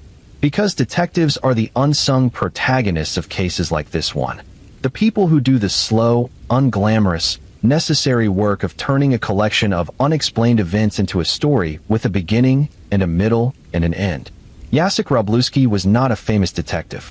He was not the kind of law enforcement figure who appears in books and television shows about legendary investigators. He was a working detective in a mid-sized Polish city, doing a job that is mostly repetitive and administrative, occasionally dramatic, and very rarely as clean and satisfying as the fictional versions of it suggest. He dealt with files and phone calls and court documents and interviews that mostly went nowhere. He worked cases that stayed cold forever. He worked cases that resolved themselves quickly and unsatisfyingly. He worked cases that dragged on for years without producing anything useful, and then, one day, abruptly resolved in a way that felt almost random. The Yanishevsky case was different from all of those. The Yanishevsky case was the kind of case that Wroblewski recognized immediately, from the first time he opened the file, as having something hidden inside it. Something that could be found, if you looked long enough and hard enough and from the right angle. He had a particular approach to cases like this. He was interested in psychology, in the specific psychology of whoever had committed the crime, in the question of what kind of person this was, and what that told you about where to look. He thought about the Yanishevsky case not just as a series of events to be reconstructed, but as a portrait to be drawn. Who had done this? What did the way it had been done tell you about the person who had done it? The answers he kept arriving at were the same: patience, intelligence, planning, control. This was someone who thought carefully, acted deliberately, and was capable of sustaining a plan over an extended period without losing nerve. This was not a crime committed in heat. This was a crime committed in cold blood, over cold time, with cold purpose. That profile did not lead him immediately to Christian Bala. Before the novel, before the tip, Wroblewski had nothing pointing in any specific direction. But the profile told him something important about what he was dealing with, and it prepared him for the moment when the tip finally came, because he already knew what kind of person he was looking for, and when a specific name was attached to a specific piece of circumstantial evidence, the fit was immediately recognizable. He read amok in one sitting, he later said. He read it the way a detective reads, with his professional attention fully engaged, looking for the information beneath the story. And when he got to the specific detail that matched the withheld evidence, the binding detail that had never been in the public record, he put the book down and sat very still for a long moment. I knew, he said later, in interviews about the case. Not in the legal sense. Not in the sense that I had proof. But I knew. The difference between knowing and proving is the whole distance between a hunch and a conviction. It is the distance that detectives must cross, and that crossing can take months or years and sometimes cannot be made at all. Wroblewski had to cross that distance. He had to take what he knew in the intuitive, professional sense and turn it into something that could stand in a courtroom and hold up under examination. He went back through every piece of evidence associated with the case. He traced the phone sale. He traced the phone card. He documented the travel records and the website hits. He arranged the interviews, coordinated with prosecutors, submitted to the slow machinery of legal procedure that turns a detective's conclusions into a case. He did all of this knowing that what he was building was circumstantial, that every piece of evidence could be explained away by a clever defense, and that the only hope was accumulation. Christian Bala grew up in Poland during the last decade of communist rule, which meant that his formative years were spent in a society that was, in fundamental ways, in the process of being dismantled and rebuilt. By the time he reached university, Poland was a democracy. The old certainties were gone. The old structures had collapsed. In their place was something that was still finding its shape, an open society, with all the freedoms and the instabilities that openness produces. For a young person of Bala's intelligence and restlessness, this period was formative in specific ways. He was drawn to philosophy, which is not surprising. Philosophy is where young people of a certain type go when they find the world interesting, but also fundamentally unsatisfying in its ordinary form. When the everyday presentations of meaning, religion, nationalism, ordinary social convention feel insufficient, Philosophy is the place that offers to replace them with something more demanding and more rigorous. Bala found his way to Nietzsche, to Foucault, to the postmodern tradition that interrogates the stability of truth, that asks whether the things we call facts are really just constructions, whether the things we call moral are really just the preferences of whoever happens to have power at a given moment. These are ideas that can liberate a certain kind of mind from conventional thinking. They can also, applied without the counterbalance of empathy and relationship and genuine engagement with other human beings, produce something more dangerous. They can produce a mind that has reasoned itself into believing that ordinary moral constraints simply do not apply to it. The philosophical tradition that Bala drew on most deeply is not, in itself, dangerous. Millions of people study these ideas and emerge from the encounter more thoughtful, more empathetic, more alive to the complexity of human experience. The ideas themselves are not the problem. The problem is what happens when a person uses them not as tools for understanding the world, but as permission to exempt themselves from it. There is a line, thin but real, between I understand that moral systems are constructed and therefore I should approach ethics with humility and careful thinking, and I understand that moral systems are constructed and therefore none of them apply to me. The first leads to philosophy. The second leads somewhere much darker. Christian Bala had crossed that line. He had used the intellectual tools of postmodern philosophy to construct a private worldview in which his own desires and needs were the only real moral facts, in which other people were objects in his story rather than subjects of their own, in which the ordinary rules that structure human life together, don't harm other people, treat people with dignity, accept that your estranged wife has the right to move on, were merely conventional constraints that applied to ordinary people, not to him. This is not a philosophical position. It is a pathology wearing philosophy's clothes. And it produced, in the fall of 2000, a decision. A specific, calculated decision to harm a specific man. Not because that man had wronged Bala in any formal sense, but because that man had touched something Bala considered his.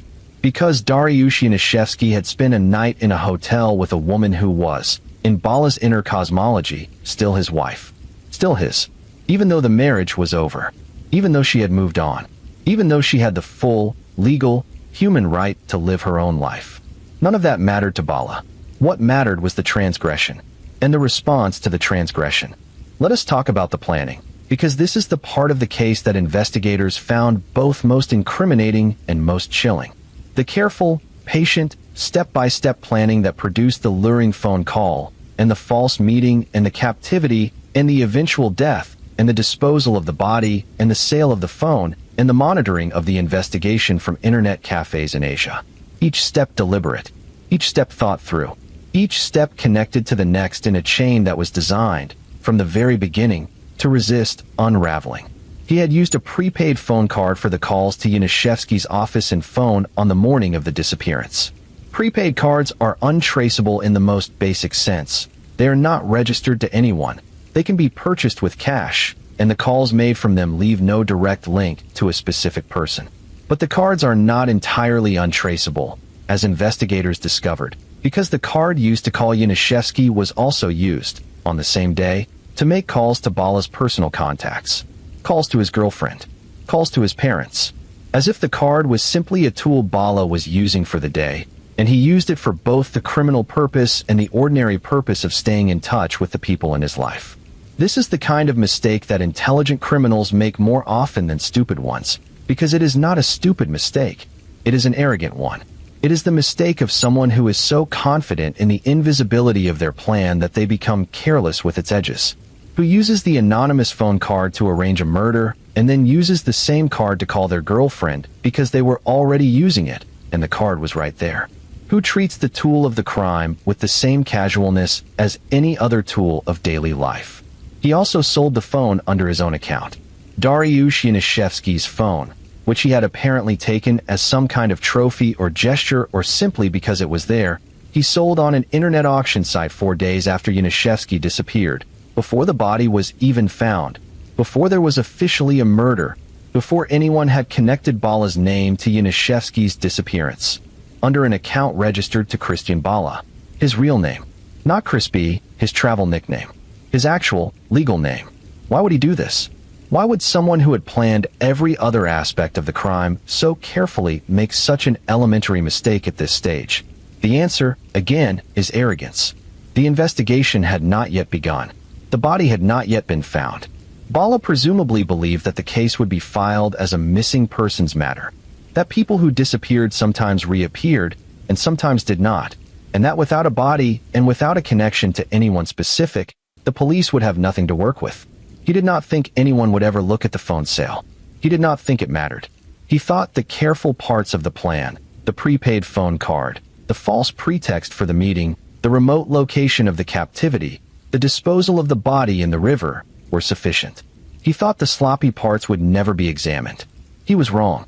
But he was wrong years later, after the investigation had been reopened, after a tip pointed the police toward a novel, after a detective who refused to let go of a cold case finally found the thread that started to unravel everything. In the immediate aftermath of the murder, in the weeks and months following the discovery of the body, Bala appeared to be right. The investigation stalled. The case went cold. For years. And during those years, Bala lived his life. He traveled. He wrote. He published his novel. He gave interviews in which he discussed his literary themes and his philosophical interests and his sense of himself as a serious, committed intellectual. He was, by the accounts of people who encountered him during this period, charming and magnetic and apparently entirely unburdened by guilt. There is a word for this. For the ability to commit a profound act of violence against another human being and then return to the ordinary world and function within it without apparent distress, without nightmares, without behavioral changes, without the cracks in the facade that most people, even most criminals, eventually show. Psychologists use the word psychopathy, though careful clinicians are quick to note that psychopathy is a spectrum and a category, not a single thing, and that applying it to a specific individual based on their behavior in a specific set of circumstances requires caution. But the psychological assessment conducted on Bala during the investigation used language that pointed in this direction. Sadistic tendencies, a need to demonstrate superiority, an indifference to the suffering of others that was not ordinary emotional detachment, but something more systematic, something that had roots deep in his personality. This is not an excuse. It is not, in any sense, a mitigation. It is simply an attempt to understand, not to forgive or to explain away, but to understand the mechanism that produced what happened to Dariush Yanishevsky. Because understanding what happened is the only thing we can offer the dead. We cannot give them back their lives.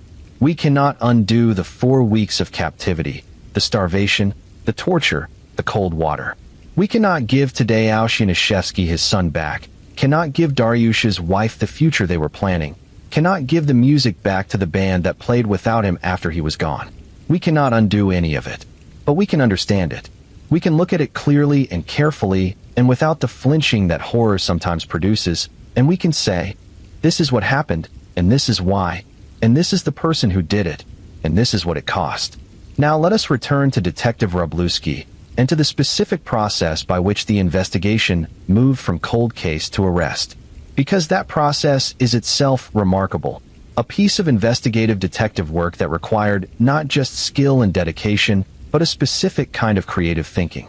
The ability to look at a novel and see it not as a creative artifact, but as a document. The ability to read fiction as evidence. When the tip came in about Amok, Wroblewski approached it the way he approached everything in this case. Carefully, without rushing to conclusions, but also without dismissing it. He obtained the book. He read it. He noted the similarities. And then he did something that was, at the time, somewhat unusual in Polish law enforcement. He asked for a forensic literary analysis. He brought in experts who analyzed the text of Amok in comparison to the publicly known details of the Yanishevsky case. They charted the similarities and the differences. They produced a careful, methodical account of what the novel shared with the real crime and what it did not share. They identified the specific detail, the binding method, that had not been in public reporting and that appeared, in structural form, in the novel. This was the heart of the case. Not the novel as a confession in the literary sense, but the novel as a container for information. The novel as a place where something had been hidden, not deliberately, perhaps, in the sense that Bala did not intend for it to be found, but present nonetheless. Present the way a fingerprint is present on a surface even when the person who left it thought they had wiped everything clean. He had not wiped everything clean. He had left traces, and Jacek Wroblewski had found them. We are now past the halfway point of this story, and I want to acknowledge something before we go further. This is a hard story to sit with. It is the kind of story that stays with you, that you turn over in your mind after it is done, that makes you think about the people in it in ways that regular crime news does not produce. That is because it is not just about a crime. It is about what makes us human, about ego and jealousy and the dark places that intelligence without empathy can lead a person. And it is about loss, about the very specific, irreversible, terrible loss of a person who should still be here. If you have someone you love, a husband, a son, a friend, close to you right now or in your thoughts, hold them there for a moment before we continue. Because that is what this story is really about. The people we love and the fragility of having them here. Now, let us continue. We have talked about the detective and the trial and the verdict. But there is a piece of this story that we have not fully explored. The experience of the investigators and prosecutors who had to take a novel into a courtroom and argue, with straight faces and genuine conviction, that it was evidence of a murder. That is not a normal day's work. That is not the kind of thing they trained for in law school or prepared for in any ordinary way. That is something that required them to think in an entirely new way about what evidence is and what it can be. Prosecutor Liliana Lukashevitz was the lead prosecutor on the case, and she spoke about it in interviews with a kind of precision and confidence that was striking. She believed in the case. She believed, from the evidence assembled, that Christian Bala had planned and directed the murder of Dariusz Yanishevsky, and she was willing to argue that in a courtroom in front of judges who would be skeptical of her more unusual evidence. She did not argue that the novel was a confession. She was too careful a lawyer for that kind of overreach. Instead, she argued that the novel was part of a pattern, that the pattern, taken as a whole, pointed to one conclusion and one conclusion only. She argued that the phone account and the phone card and the travel records and the psychological assessment and the brief, retracted confession and the novel were not separate, coincidental pieces of a disconnected puzzle, but pieces of the same picture. That when you laid them all on the table and stepped back and looked at them together, there was only one way to read them. "We are satisfied," she said after the verdict was delivered. And that satisfaction was not the gloating satisfaction of someone who has beaten an opponent. It was the measured, weary satisfaction of someone who has done an extremely difficult job and done it well. The defense made legitimate arguments throughout. Bala's lawyers were not incompetent. They raised real questions about the nature of circumstantial evidence, about the dangers of using creative work as evidence of real-world behavior, about the risk of convicting a man because he wrote a dark novel that shared some characteristics with a real crime. These were valid concerns, and they deserved to be heard. But the judges heard them and concluded that the accumulation of evidence was sufficient, that the pattern was too consistent and too specific to be explained by coincidence or coincidental inspiration, that the detail in the novel that matched the withheld evidence, the detail that should not have been available to a civilian reader, was, along with everything else, enough.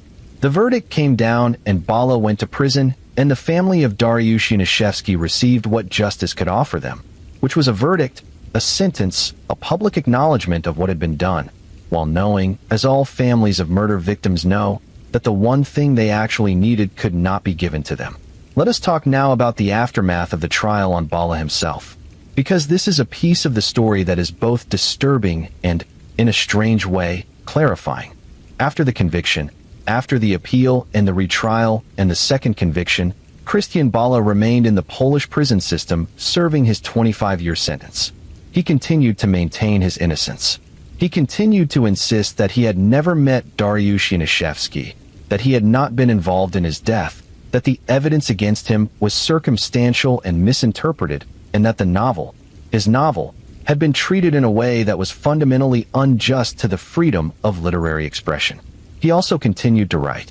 He worked on his second novel, The Lyric, from prison. Details about this work are limited, but its existence says something important about Bala's psychology that should not be glossed over. He had been convicted of murder. He had been sentenced to 25 years. He was in prison, and yet his sense of himself as a writer, as an intellectual, as a creative force, was apparently undiminished. He continued to think of himself, even from inside a prison cell, in the terms he had always used: as an author, as an intellectual, as someone whose inner life was rich and significant and worthy of being put into words. This is consistent with everything else we know about Bala. His self-image was not something that external circumstances could easily affect. He had built it on foundations that were internal, on his sense of his own intelligence, his own creative power, his own philosophical understanding of the world, and those foundations were not, apparently, disturbed by the fact of conviction and imprisonment. He was, in his own inner world, still the same person he had always been, a person for whom the rules that applied to ordinary people did not apply. The film adaptation in 2017 added another layer to this story. Bala had sold the rights to his life story while in prison. He had profited, at least to some extent, from the dramatization of the events surrounding the murder of a man he was convicted of killing. The Yanishevsky family's opposition to the film was understandable, even if they could not legally prevent it. There is something deeply troubling about a convicted murderer retaining the right to commodify the story of his crime, to sell that story, to participate in its adaptation, to potentially profit from the very narrative that had destroyed another family. This is a legal and ethical question that the Bala case does not resolve, and that cases like his continue to raise. In the United States, laws exist in some states that prevent convicted criminals from profiting from accounts of their crimes. The so-called Son of Sam laws, named after the New York serial killer David Berkowitz. Poland does not have equivalent legislation, and so Christian Bala, from his prison cell, was able to sell his life story and participate in its dramatization. The paradox of the film's disclaimer: all characters, except Christian Bala, and events depicted in this film are entirely fictitious, is almost too perfect. Because the entire case was itself about this exact paradox. The blurring of fiction and reality, the way that what is presented as invented can contain, within it, the truth of what really happened. The film tried to separate reality from fiction in the same way that Bala had tried to separate Amok from the Yanishevsky murder, and it could not do it, for the same reason. The reality kept bleeding through the fictional container. Now let us turn to the broader implications of this case. Because the Bala case is not just a remarkable crime story. It is a case that raised fundamental questions about evidence, about art, about the nature of creative expression, and about what it means to tell the truth in fiction. The question of whether a novel can be evidence in a criminal trial is one that most legal systems have never had to directly address, because the Bala case is unusual in the specificity of the parallels it presented. In general, the principle of artistic freedom holds that a novelist cannot be held legally responsible for the content of their imagination. A crime writer who imagines a murder method is not responsible for that method being used in a real crime. An author who writes a villain who does terrible things is not making a personal endorsement of those things. But the Bala case was not about a writer inventing a murder method that someone else used. It was about a writer who had, according to the court's finding, committed a murder and then used specific details from that murder in a novel. The novel was not the source of the crime. The crime was the source of the novel. The direction of information flow was reversed from what the principle of artistic freedom protects. If you invent something and someone uses your invention to do harm, that is a tragedy, but not necessarily your legal responsibility. If you do something and then write about it, the writing is evidence of the doing. This distinction is clear enough in theory. In practice, in a specific courtroom, with a specific novel, and a specific set of parallels that are suggestive but not conclusive, applying it is enormously complicated. The judges in the Bala case navigated this complexity carefully, ultimately holding that the novel was not itself proof of guilt, but that it was part of a pattern of evidence that, taken together, was sufficient to establish guilt. That is a narrow line. It is a line that will be debated by legal scholars for years. But it is also a line that, in this case, led to a result that those closest to it, the investigators who built the case, the prosecutors who argued it, the family of the victim, believe was just. Let us spend a moment with that word. Justice. It is what Tadeusz Yanishevsky asked for when he sat in the courtroom holding his son's photograph. It is what Jacek Wroblewski pursued through years of patient investigation. It is what the legal system, with all its imperfections and limitations and compromises, attempted to deliver. Did it deliver it? In the narrow sense, was the person responsible for Dariush Yanishevsky's death held legally accountable for it? Yes. A jury found him guilty. He was sentenced to 25 years. He served that sentence. But justice in the broader sense, the sense in which Dariush Yanishevsky's life is restored to him, in which his wife gets back the future they were planning, in which his father gets his son back, that justice does not exist. Cannot exist. The law does not have the power to give back what murder takes. It can only name the thing and respond to it, and say, "We see what happened, and we will not pretend that it is acceptable." That is what the court in Wrocław did. And that naming, that refusal to pretend, is not nothing. It is not everything. But it is not nothing. Batch 10 of 16. There is a question that haunts cases like this one, and it is a question that does not get asked often enough in the retelling of true crime stories. What does this do to the people who live on the edges of it? Not the victim, not the perpetrator, the family members, the witnesses, the investigators who devote years of their professional lives to solving a case, and then carry it with them long after the file is closed. What does it do to a woman to watch her husband disappear one Monday morning and then spend for weeks in the particular agony of waiting that has no name? To call the police station every day and be told there is no new information? To drive past places in the city that she and her husband had been together and feel the texture of his absence in every familiar place? To prepare herself every morning when she woke up for the possibility of good news, and to go to sleep every night with that possibility unfulfilled? What does it do to a father to receive a phone call telling him that his son has been found, not alive, not safe, not coming home, but in a river, bound and tortured, dead for weeks by the time the water gave him back? To know that his son died slowly, in captivity, while life continued around both of them in its ordinary way. What does it do to an investigator to work a case for years, to feel the weight of an unanswered question pressing on him day after day, to read a novel and feel the cold recognition of a truth that everyone around him is still pretending is simply dark fiction? These are not abstract questions. They are questions about the specific human cost of violence, not the obvious, immediate cost that we always acknowledge, but the long, spreading cost that radiates outward from the moment of the crime and keeps moving, keeps affecting people years and decades later. The Yanishevsky family lived with that cost. They lived with the years of silence while the case was cold, with the reopening and the investigation, with the arrest and the trial and the verdict and the appeal and the retrial and the second verdict. They lived with the film that someone made about the case, and the book that David Gran wrote, and the international coverage that eventually turned a Wrocław crime into a global true crime story. They lived with the constant reopening of the wound that happens when the thing that destroyed your family becomes a subject of public fascination. This is something that true crime audiences, and I include myself in this observation, do not always reckon with fully. The stories we consume as fascinating narratives are the actual lives of actual people. The victim in this story was not a character. He was a man who played music and ran a business and was trying to build a future. The father who sat in the courtroom holding a photograph was not a peripheral figure in a drama. He was a person carrying grief that no court verdict could adequately address. We come to these stories because they are compelling, because they illuminate something about the human capacity for both darkness and the pursuit of justice, because they ask questions that have no easy answers. These are legitimate reasons to be here, but they sit alongside a responsibility to hold the humanity of the people in the story carefully, to remember that behind the fascinating narrative there are real losses and real pain. Dariush Yanishevsky was 35 years old. If he had lived, he would be in his late 50s today, the age at which many people are in their fullest, most settled, most productive years. He might have had a family.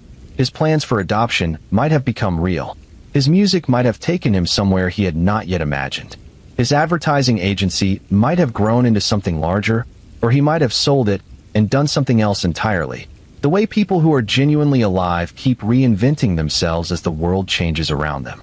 All of that was taken from him by a man who was too arrogant to accept that his estranged wife had the right to her own life. Let us come back now to Christian Bala's novel, because there is something in Amok that we have not yet fully examined, something that is perhaps the most disturbing thing in the whole disturbing story, and that is the quality of the writing itself. Amok is, by most accounts, a competently written novel. It is not a literary masterpiece. It is not the kind of book that wins prizes or changes how people think about fiction, but it is readable. It is, in its own dark and provocative way, engaging. It has a narrative voice that is distinctive, the contemptuous, philosophically loaded voice of Chris, the narrator, and that voice is consistent and recognizable throughout.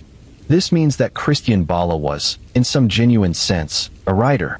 Not simply someone who put words on a page, but someone with an actual feel for narrative, for character, for the way that a voice on the page can create a world and pull a reader into it. He had a real gift, however limited and however applied to dark purposes. And this is perhaps the most genuinely unsettling thing in the case. Not the crime itself, as monstrous as it was, and not the arrogance of the novel, but the creative gift that produced it. Because we are used to thinking about murderers as people who exist in a separate category from ordinary human beings. People who are so different from us, so obviously monstrous, that they are easily identified and separated from the rest of humanity. We are not comfortable with the idea that the same person who planned and directed the murder of Dariush Yanishevsky also had a genuine creative gift. That the same mind that could be cold enough and cruel enough to hold a man captive for 4 weeks and torture him could also produce a novel that some readers found compelling. But that is the truth of it. Human beings are not sorted neatly into monsters and non-monsters. The same mind that is capable of genuine creativity is capable of genuine evil. The same intelligence that produces a novel can plan a murder. The same person who charms everyone at a dinner party can, behind closed doors, be calculating the death of someone who has crossed him. This is not a comfortable truth, but it is the truth. And cases like the Bala case make it impossible to avoid. Now let us turn to something else that this case illuminates: the role of the internet in modern criminal investigation. Because the Bala case was, in some respects, an early example of what has become a common feature of contemporary crime investigation: digital evidence. The internet auction site account. The website visits from Asia. The username Crispy. These digital traces were, ultimately, what gave investigators the concrete connections they needed to build a case. Without them, without the digital record of Bala's online activity, the case might have remained cold indefinitely, regardless of what was in the novel. The novel was disturbing and suggestive, but suggestion is not evidence. The digital traces provided the actual evidentiary foundation on which everything else was built. This was 2005. The internet was not yet the ubiquitous presence it is now. Social media barely existed. Smartphones did not. The tracking and storage of digital activity that is now so comprehensive and so detailed that investigators often have enormous amounts of digital evidence available to them was, in 2005, still in its early stages. The fact that investigators were able to trace an internet auction account from 2000, 5 years after the sale, and connect it to a specific user was not guaranteed.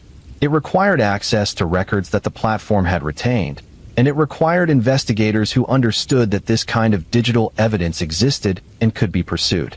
Bala had not thought carefully enough about his digital footprint. He had used his real account to sell the phone. He had accessed websites from traceable locations. He had left a trail in the digital world that he either did not think about or did not think mattered. Because in 2000, the idea that internet activity would be systematically retained and available to investigators years later was not yet a fully common assumption. It is a different world now. The digital traces that people leave behind them are, in many respects, more comprehensive and more permanent than anything that existed in 2000. And the lesson of the Bala case, that these traces are real, that they persist, that investigators can follow them years after the fact, is a lesson that the criminal justice system has taken to heart. Digital evidence is now a standard part of almost every criminal investigation. But there is another lesson in the Bala case that is perhaps less often drawn. The lesson about what happens when evidence of the human kind, psychological, literary, contextual, is taken seriously alongside the technical evidence. The novel was not technically evidence in the way that a phone record or an auction site account is evidence. It did not prove anything, but it provided a framework for understanding everything else. It was the piece that made all the other pieces cohere into a recognizable shape. Jacek Wróblewski's willingness to read amok as a document, to take seriously the possibility that a work of fiction might contain something real, was what enabled the case to move forward. Without that willingness, Without that creative leap, the phone and the phone card and the travel records might have sat in a file as isolated pieces that pointed in an uncomfortable direction but did not quite add up to a conviction. It was the combination that did it. The technical evidence provided the foundation. The psychological and literary evidence provided the structure. And together they produced something that held up in two separate trials and two separate verdicts. Let us also think about the role of the anonymous tip. Because without it, without whoever sent in the information about Amok and its similarities to the Yanishevsky case, the case might have remained cold forever. The tip was the spark that set everything else in motion. Someone, somewhere, had read the novel and had known enough about the Yanishevsky case to see the parallels. Someone had taken that knowledge and reported it to the authorities. Who was this person? The identity of the tipster has never been publicly disclosed.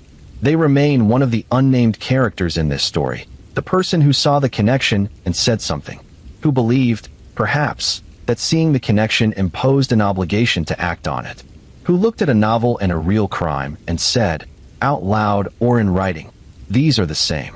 In a case full of remarkable things, the anonymous tip is perhaps the most quietly remarkable, because it depended on someone doing something that most people, in most circumstances, do not do. Most people who read a dark novel and notice that it has some similarities to a real crime think, interesting.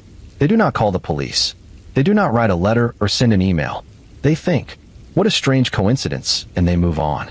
Someone did not move on. Someone thought, this is not a coincidence. And they acted on that thought.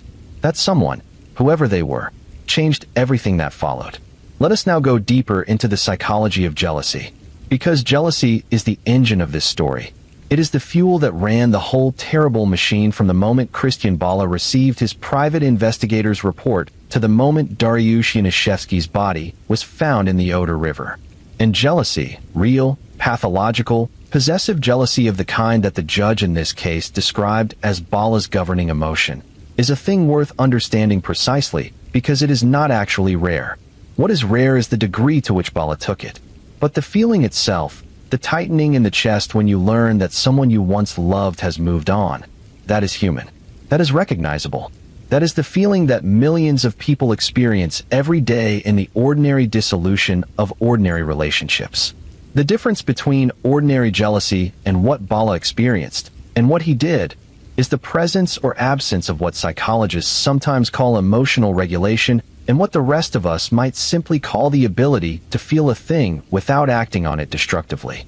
Most people who experience jealousy after a relationship ends feel it intensely, suffer through it, and then find their way to something that is not quite acceptance, but is at least the beginning of moving on. The feeling does not go away immediately.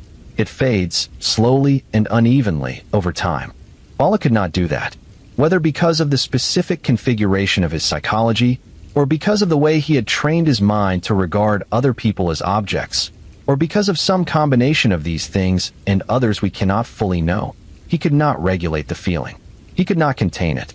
When he received the information about Stasia and Yanishevsky, the jealousy that he felt did not translate into pain, and then grief, and then eventual acceptance.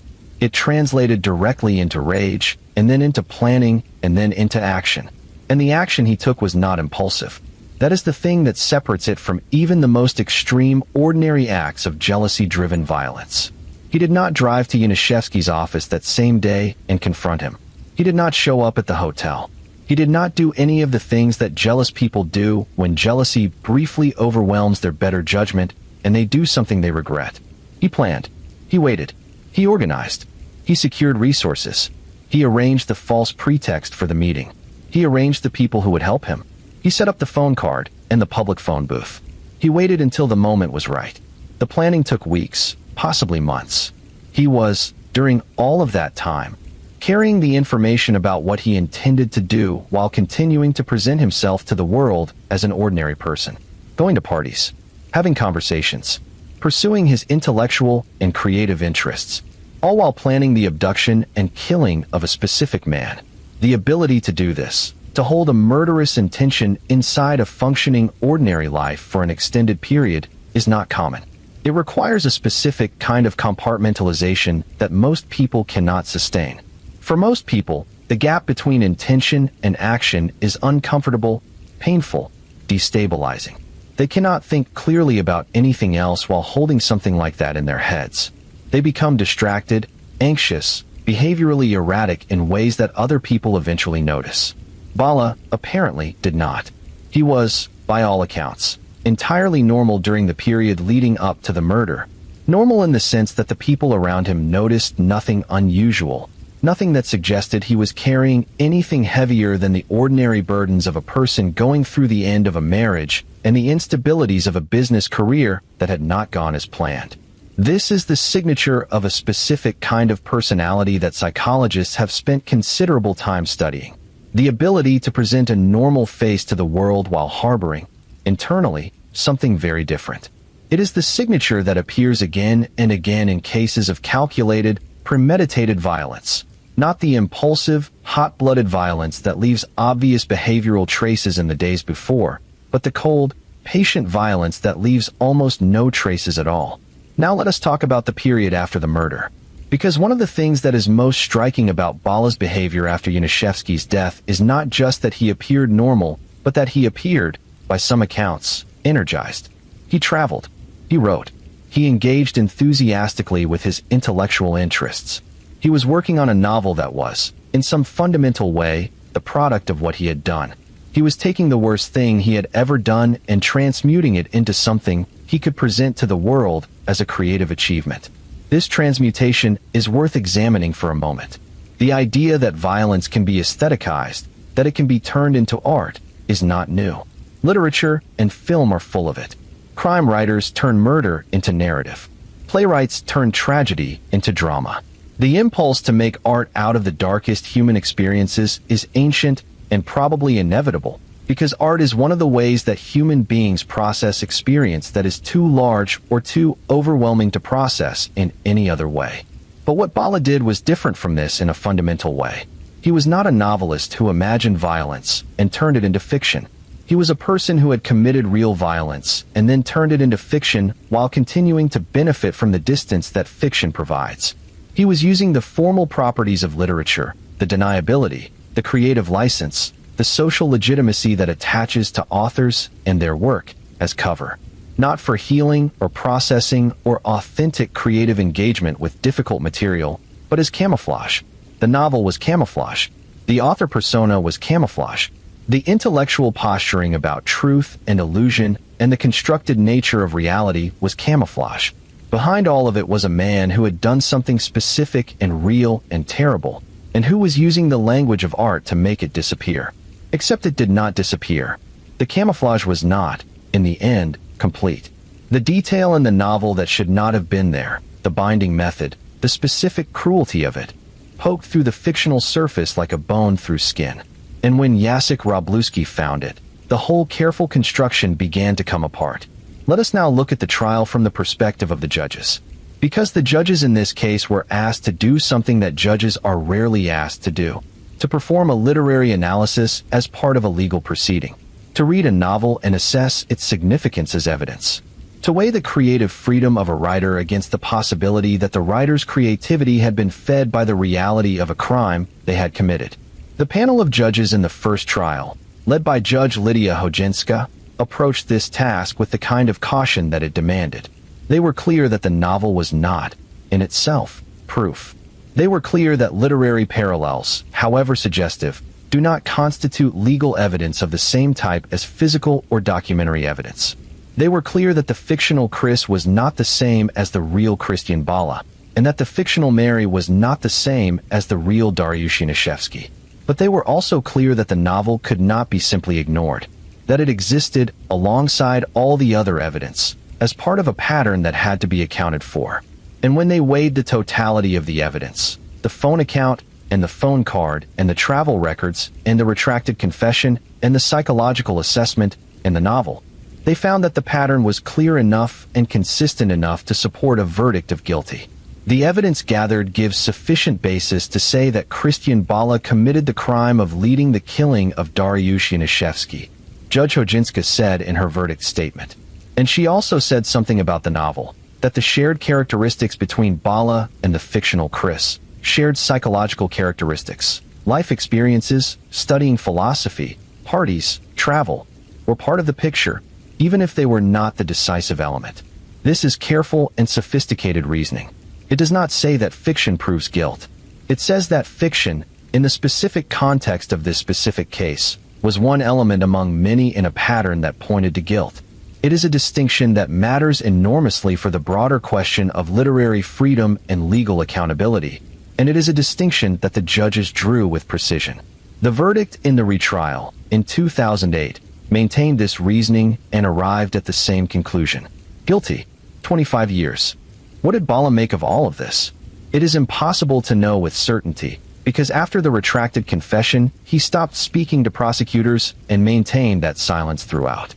But the behavior we can observe suggests something consistent with everything else we know about his psychology. He did not believe he deserved what had happened to him.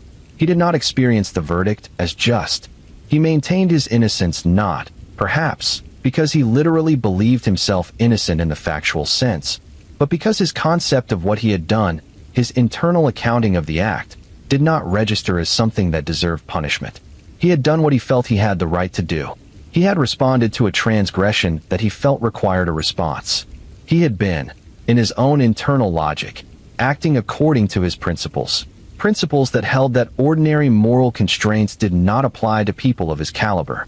And the fact that the ordinary legal system, the system of rules that applied to ordinary people, had caught him and sentenced him to 25 years was, presumably, experienced not as justice, but as an injustice, as the system failing to recognize the specific category of person it was dealing with.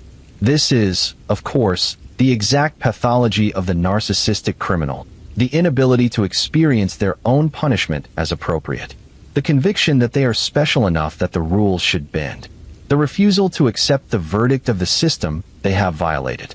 It explains why he maintained his innocence so absolutely and for so long. Not because he was innocent, but because, in his internal world, guilt, real guilt, felt guilt, the kind that comes from genuinely reckoning with what you have done, was not accessible to him. This is where the story becomes not just a crime story, but a story about the human mind. About the architecture of a particular kind of consciousness that can hold within it both the extraordinary creative intelligence of a writer and the cold, calculating cruelty of someone who can plan and direct the death of another human being without apparent internal conflict. These two things, the creativity and the cruelty, coexist in Christian Bala not as contradictions, but as expressions of the same fundamental orientation, the belief that the world exists for his experience of it, and that other people are either tools or obstacles in that experience. In the years since the trial, the Bala case has been studied by psychologists, criminologists, legal scholars, and literary critics. Each discipline has found in it something relevant to their own concerns. The psychologists have used it as a case study in narcissistic and psychopathic personality structures. The criminologists have studied it as an example of the problems that arise when circumstantial evidence must carry the weight of a prosecution in the absence of physical evidence. The legal scholars have debated the question of literary evidence and artistic freedom. And the literary critics have grappled with the uncomfortable question of what it means for an author to write from lived experience, particularly when that lived experience includes violence. But perhaps the most interesting responses to the case have come from ordinary readers, people who picked up a muck after learning about the trial and read it looking for the thing that the investigators had found, looking for the traces of reality beneath the fictional surface, looking for the place where the author's life had bled into the author's work. What those readers found, almost universally, was discomfort, not just from the violence in the novel, though that was part of it, but from the specific quality of the narrator's voice. The way Chris talks about other people, the way he categorizes experiences and relationships as things that happen to him rather than things he participates in, the way he treats his own intelligence as an exemption from ordinary moral accountability. Reading amok knowing what you know about Christian Bala is a deeply unsettling experience, because you are reading the mind of someone who believed that his own genius exempted him from the rules that the rest of us live by. And that belief, that specific, dangerous belief, is right there on every page, not hidden at all, not even trying to hide. It was always there. The book was always a document of who Bala was. The investigators just had to find the specific detail that turned a document of personality into evidence of a crime. Now let us return to the investigation one final time, because there is a specific moment in it that we have not yet fully explored, the moment of the retracted confession, and that moment deserves careful attention. It was April 2006. Bala had been arrested. He had been through multiple rounds of questioning. He had maintained his composure through all of it. The calm, slightly contemptuous calm of someone who believes they are smarter than the people questioning them. He had offered explanations for each piece of evidence. Explanations that were thin but technically possible. He had demonstrated, in each encounter with investigators, the same quality that had defined him throughout his life. A perfect surface, uncracked, presenting nothing that could definitively be used against him. And then, in a questioning session in April, something happened. The investigators do not know exactly what triggered it, whether it was a specific question, or the accumulation of many questions, or simply the weight of years of carrying a secret that was finally, in this room with these people who had found so much, too heavy to carry any longer. But something happened, and Christian Bala looked across the table and said that he had killed Dariush Yanishevsky. He said it, and then, immediately, almost in the same breath, he said he had not meant it. He said it was wrong. He said he was confused or mistaken or something else that did not fully account for what had just come out of his mouth. And then he fainted. The doctor who examined him found no physical cause for the fainting. There was nothing medically wrong with Christian Bala. He had not had a seizure. He had not experienced a cardiac event. He had not suffered any kind of organic neurological episode. The fainting had no medical explanation. What it had was a psychological one.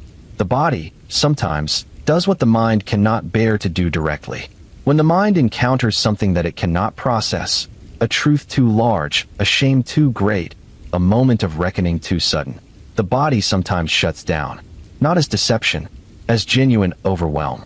The system that has been maintaining the wall encounters a moment where the wall collapses, and the shock of that collapse is physically registered as unconsciousness. Bala had confessed, and then retracted, and then collapsed. In the space of those few moments, something real had happened, something that could not be entirely taken back even when the words were formally retracted. Because the body had provided its own testimony.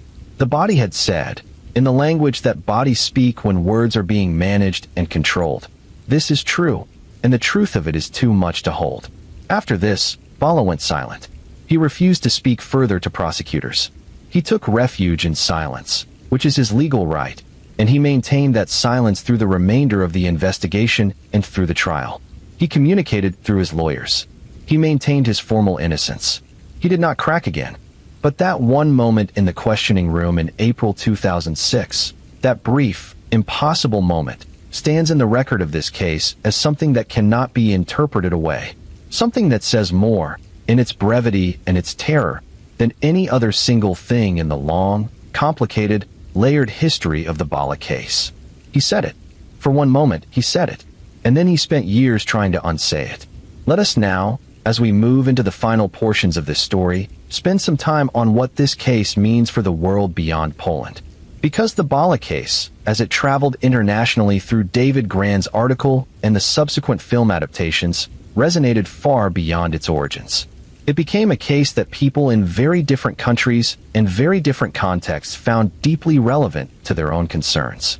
In the United States, where true crime has become a major genre of popular media, the Bala case attracted an audience that was drawn not just to the crime, but to the philosophical questions it raised.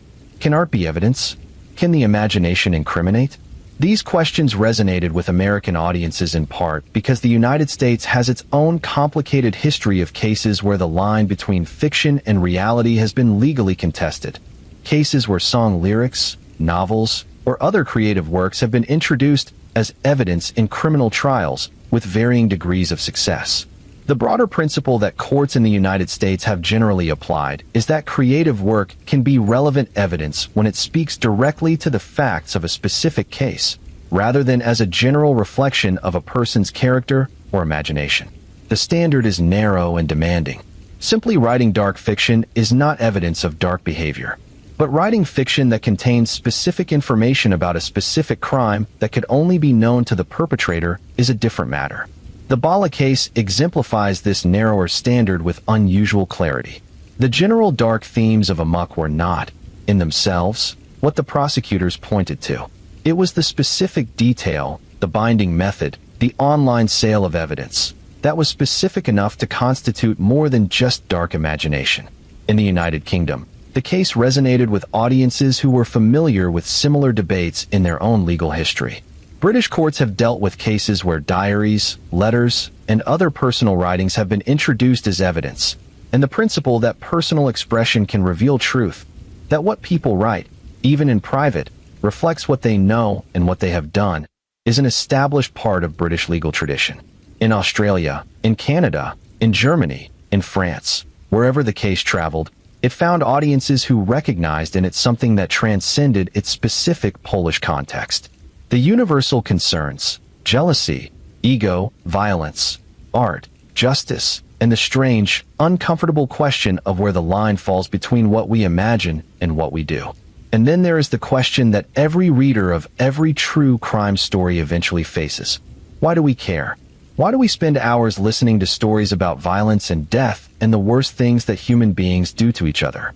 What draws us to this material? I think the honest answer is that we come to these stories not in spite of their darkness, but because of what the darkness illuminates. Because in the extremity of someone like Christian Bala, in the specific, terrible shape of what he did and what he was, we can see, in sharp relief, things about humanity that are harder to see in the ordinary business of ordinary life. We can see what happens when intelligence is divorced from empathy. We can see what happens when jealousy is not regulated by the understanding that other people are fully human. We can see what happens when ego becomes so inflated that it loses touch with the basic requirement of moral life, that you cannot harm other people to serve yourself. These are not exotic lessons. They are fundamental ones. And we come to stories like this because they teach them in ways that stay with us. Let us take this story somewhere it has not yet fully gone, into the courtroom on the day of the verdict. Because that day, September 5th, 2007, was a day that people who were there have not forgotten. The courtroom in Wrocław was packed. It was not a large room, and every seat was occupied. Television cameras had been set up in the spaces allowed for them. Journalists from Polish media and from international outlets filled the available press space. Outside the courthouse, people waited for news. The Bala case had become, over the preceding months, something that people in Poland followed the way people follow certain cases, with the particular intensity that attaches to stories that feel like they mean something beyond their specific facts. This was such a story. It was not just about whether Christian Bala had killed Dariusz Janaszewski. It was about art and justice and the nature of truth. It was about whether a man could use the formal structures of creative expression to hide from the consequences of what he had done. It was about whether the system, the slow, careful, evidence-based system of criminal justice, could find its way to the truth when the truth was embedded in fiction. People who came to that courtroom came with all of these questions alive in them. Some of them had read amok. Some of them had followed the investigation from its earliest stages. Some of them were lawyers or academics who had professional stakes in the legal questions being decided. And some of them were simply people who had been following a story that felt important. Christian Bala entered the courtroom in a blue pinstriped sports coat and a muted yellow tie. He wore thin wire glasses. He was 34 years old. He walked in between two police officers, and he took his place, and he stood straight, and he was, by all accounts, completely still. Not fidgeting, not looking around, not showing any of the behavioral signs of anxiety or distress that most people in his position would have displayed. He looked straight ahead. Occasionally, just occasionally, he glanced toward the back of the courtroom. His mother was there. He glanced at her the way people glance at the person who represents their last tether to the world they came from. Briefly, guardedly, the verdict took time to read. Judge Lydia Hodzinska went through the evidence. She addressed the phone account. She addressed the phone card. She addressed the travel records. She addressed the psychological assessment and its finding of sadistic tendencies and the need to demonstrate superiority. She addressed the novel, carefully, precisely, with the specific care of a jurist who knows that what she says about this will be analyzed and debated. She noted that the novel was not proof, but that it was part of a pattern. She noted the shared characteristics between Bala and his narrator. She noted the specific psychological resemblance. And then she moved to the verdict. The evidence gathered gives sufficient basis to say that Christian Bala committed the crime of leading the killing of Dariush Yanishevsky. He was the initiator of the murder. His role was leading and planning it. She added, he was pathologically jealous of his wife. He could not allow his estranged wife, whom he treated as property, to have ties with another man. And then, on the sentence, 25 years. The room was quiet for a moment after the verdict. Not the quiet of shock. Most people in the room had expected this result, based on the evidence assembled. The quiet of arrival, of a long road finally reaching its end. Then Bala's family began to react. His lawyer immediately announced the appeal. His mother, in the back of the courtroom, showed the grief that her son's face had not shown. The cameras turned toward Tadeusz Yanishevsky, who sat at a table near the front with his son's photograph in his hands. He had been caressing the edges of the photograph throughout the reading of the verdict, as if the photograph were something alive that needed tending. When the cameras found his face, what they captured was grief. Not relief. Not triumph. Grief, as clear and unmanageable as it had been on the day he was first told that his son's body had been found in the Oder River. Grief that had not been lightened by the verdict, because grief is not lightened by verdicts. Grief is lightened, slowly and unevenly, by time and love and the company of people who remember the person who is gone. It is not a thing that courts can touch. Justice was served, Tadeusz said, but the verdict will never be adequate to the crime. It is tough to talk about being happy with it because nothing will bring my son back. Outside the courthouse, Polish journalists reported the result. On the internet, where the case had been discussed and debated and followed for years, reactions began to appear. The reaction that was most common was something like, good. It was a word that carried the weight of all the years of waiting, all the cold case silence, all the months of trial and argument and legal maneuvering. Good. He is guilty. He is going to prison. But alongside that reaction, on the forums and in the comment sections, and in the more considered responses from people who had followed the case carefully, there was also something else. A lingering discomfort. A remaining question. The question was this. If the evidence was mostly circumstantial, if the novel was not proof, if the confession was retracted, if the phone account could theoretically be explained away, and the phone card could theoretically be explained away, then what exactly had they convicted him of? Not the crime itself, in the sense of being able to describe with certainty the mechanics of what happened, but the planning and direction of it, the being the mind behind it, the being the person who set it all in motion. Was that enough? The court said yes. The law, in this case, said yes. The judges who sat through the evidence and weighed it and deliberated over it said yes. And yet the question lingered. Not because people doubted Bala's guilt, necessarily. Most people who followed the case believed, based on everything that had been presented, that Christian Bala had been responsible for the death of Dariusz Yanishevsky.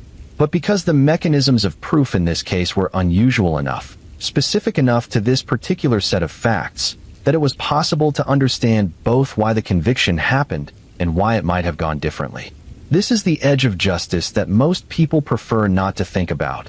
The cases where the truth is probably clear and the proof is probably sufficient and the verdict is probably right, but where the probably carries weight, where certainty is not quite achievable, where what you have is the best approximation that the tools of evidence and legal reasoning can produce. Most trials are like this, to some degree. The ideal of certainty, of proof beyond all possible doubt, is an impossible standard. What courts can do is weigh the evidence and reach the most reasonable conclusion. And in this case, the most reasonable conclusion was that Christian Bala had planned and directed the death of Dariusz Yanishevsky. The system produced the verdict that the evidence supported. Whether that verdict was justice in the fullest, deepest sense, the sense in which Dariusz Yanishevsky's life is acknowledged and valued and mourned, and the person responsible for its ending is held to account. That is a question that goes beyond what courts can do. Courts can tell us who did it. They cannot tell us why the world allows it to happen. They cannot tell us why a man who had done nothing to anyone became the target of another man's pathological jealousy. They cannot tell us why the careful planning of a crime can be so effective that it takes 5 years to crack open. They cannot tell us anything about the 4 weeks of captivity or the specific quality of suffering that Dariusz Yanishevsky experienced in those weeks, or what it meant to him at the end. These things remain beyond the reach of courtrooms. They remain in the space of the unknowable, which is where so much of what matters about a life and a death ultimately lives. And now, as we approach the ending of this story, let us sit with some of the things that this case leaves us with. Not conclusions, because this story does not produce clean conclusions, but questions. The kind of questions that stay with you. The first question is about art and truth. Amok is a novel that, before the trial, was read as fiction. After the trial, knowing what we know, it becomes something else. Not quite a confession, not quite autobiography, something in between. A document that is simultaneously invention and record, simultaneously creative and confessional, simultaneously the product of imagination and the product of experience. Can you read Amok as literature now? Can you pick up the novel, knowing its origin, and give yourself to it as a reader the way readers give themselves to fiction? This is not an abstract question. Books that are implicated in real crimes exist in a complicated space. They retain their formal status as fiction. Amok is still, legally, a novel, but they acquire a layer of reality that most fiction does not carry. The readers who bought Amok after Bala's conviction were not reading it the same way they would have before. They were reading it as a document, as evidence, as a window into a mind that had done something real and terrible. And reading it that way changes the experience fundamentally. The fictional Chris, who was always a thin veil over the real Christian, becomes even thinner. The fictional murder, which resonates with the real murder, becomes more disturbing. The philosophical monologues, which were always the clearest expression of Bala's real worldview, become harder to separate from the worldview that produced the crime. This is not a comfortable place for art to exist. It raises questions about the nature of authorship, about the responsibility of artists for the uses to which their work is put, about what happens when the boundary between imagination and experience collapses entirely. The second question is about jealousy and possession. What Bala felt for his estranged wife, the feeling that she was his property, that her connection to another man was an offense that required a lethal response, is a feeling that exists on a spectrum. At its most mild, it is ordinary possessiveness, the occasional irrational flare of ownership that most people feel in relationships and then regulate through the understanding that their partners are people, not possessions. At its most extreme, at Bala's extreme, it produces murder. But the feeling itself is not alien. The feeling itself is recognizable. Most people who have been in relationships, who have experienced the end of a relationship, who have heard that their ex-partner has moved on, most of those people have felt some version of the irrational, possessive sense of violation that Bala felt. The difference is that most people do not act on it in any way that harms anyone. Most people feel it and then regulate it, and then, slowly, let it go. The difference between ordinary jealousy and what Bala did is not the feeling. It is what happened to the feeling inside him. It is the absence of the regulatory mechanism, the empathy, the moral sense, the basic recognition of other people's humanity, that, in most people, prevents the feeling from ever becoming action. This is worth understanding, not to excuse Bala. Nothing excuses what he did, but to understand that the seeds of what he did exist, in far milder form, in the landscape of ordinary human emotion. That the distance between ordinary jealousy and murder is not a wall, but a slope, and that the slope is negotiated differently by different people depending on the psychological structures they have built over their lifetimes. The third question is about intelligence without empathy. Because Bala was not stupid. He was, in many ways, brilliant. He had a genuine creative gift. He had broad intellectual interests and genuine philosophical curiosity. He was, by the accounts of people who knew him, capable of charming, engaging, interesting conversation. He was a person who could have done many things with his life, who could have used the intelligence and the creativity in ways that enriched rather than destroyed. And yet the intelligence was not paired with empathy. It was not connected to a genuine recognition of other people's inner lives. And without that connection, intelligence becomes something else, a tool, potentially, for harm. A way of planning things more carefully, a way of constructing justifications for behavior that cannot otherwise be justified, a way of writing a novel about what you did and calling it art. Intelligence without empathy is not wisdom. It is capability in the service of pathology. The fourth question, and perhaps the most important one, is about what we owe to the victims, what we owe to Dariush Yanishevsky, to his family, to the people whose lives were changed forever by what one jealous, arrogant man decided to do on a Monday morning in Wrocław. What we owe them, I think, is this: we owe them the full weight of our attention, not the attention of people consuming an interesting story, the attention of people who are genuinely reckoning with the reality of what was lost. A man died, not abstractly, not as a character in a drama, a real man who played music and ran a business and loved his wife and was planning to adopt a child and had a father who would sit in a courtroom years later holding his photograph and say, quietly and with devastating understatement, that nothing would bring his son back. We owe Dariush Yanishevsky the acknowledgement of that reality, the refusal to let him be reduced to a victim in a crime story, the insistence that his life, the full texture of it, the music and the business and the marriage and the plans for the future mattered, that it was real and that its ending was a real loss, and that the world is different and poorer for his absence.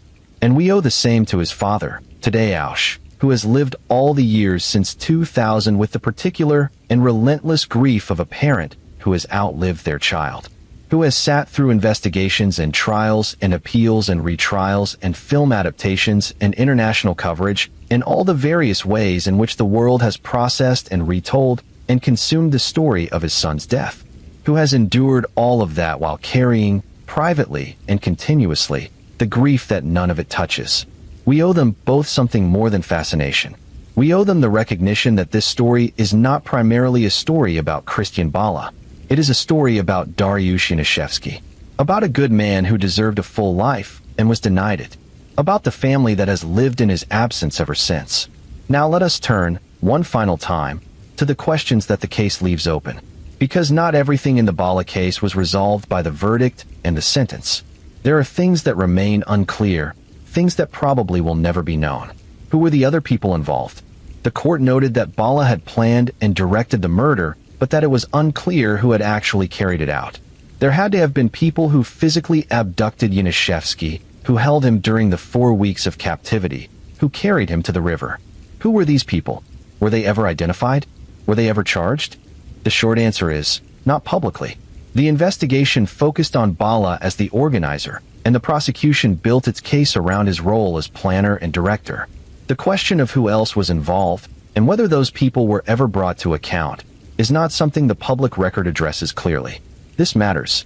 It matters because those other people, whoever they were, also participated in something that caused 4 weeks of suffering and eventual death to a man who had done nothing to deserve it.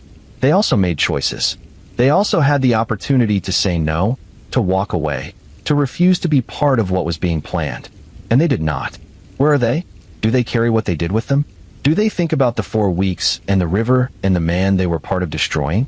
Or have they, like Bala, found ways to keep it in a sealed compartment, to live around it without being consumed by it?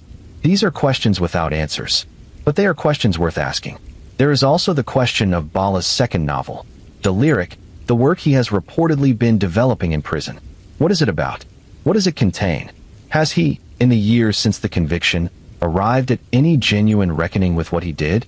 Or does the novel, like Amok, contain within it the same essential relationship to truth, not a genuine examination of the darkness, but a performance of it, a way of engaging with what he has done that maintains the position of author rather than accepting the position of perpetrator? We do not know. Perhaps the book will never be published. Perhaps it will be published and will tell us something we do not yet know about how Bala understands his own life and his own actions. Perhaps it will be as carefully constructed as everything else he has done, a performance rather than a revelation, a mask rather than a face. And finally, the question that Judge Hodzinska raised, and that readers of Amok have raised, and that anyone who spends time with this case eventually raises. Where does fiction end and reality begin? In the Bala case, the answer is somewhere in the pages of a dark novel, in a detail that was never published and should not have been available to a civilian reader. But the question is bigger than any single answer. The blurring of fiction and reality, the way imagination and experience contaminate each other, the way the things we have done show up in the things we invent, the way the invented things shape how we think about the things we do, is not unique to Christian Bala. It is a feature of all human consciousness. All of us carry our experiences into our imagination and carry our imagination into our experience. The difference is what we have experienced. And the difference, for Bala, was that what he had experienced was a murder, his own murder of another person. And when that experience made its way into his imagination and eventually onto the page, it left traces that could not be fully disguised. Traces that an investigator who was willing to read fiction as evidence eventually found. The world, sometimes, is stranger and darker and more complicated than any story can fully contain. This case is proof of that. And the question it ends with, did he confess in fiction? Is a question that, once asked, cannot be unasked. We are almost at the end of this story, and before we get there, I want to take a moment to do something that true crime storytelling does not always do, which is to step back and look at the shape of the whole thing. To see it not as a series of events and revelations, but as a single, complete story, with a beginning and a middle and an end, and with themes that run through all of it. The beginning is a cold morning in December 2000, and fishermen finding something in a river that was not a log. It is a moment of ordinary life touching something horrible and unexpected. It is the world going about its business and suddenly encountering a reminder of what it contains. The middle is long and complicated. It is the cold case and the years of silence. It is the publication of a novel and the tip from an anonymous reader and the detective who refused to let go. It is the traced phone account and the traced phone card and the travel records and the inconclusive polygraph and the retracted confession. It is years of patient investigative work by a man who believed, against the evidence of a cold case, that the truth was still findable if he looked hard enough. The end is a verdict in a packed courtroom, and a father holding a photograph, and a sentence of 25 years, and the words, "Justice was served," but the verdict will never be adequate to the crime. The themes that run through all of it are the ones we have been discussing throughout this telling.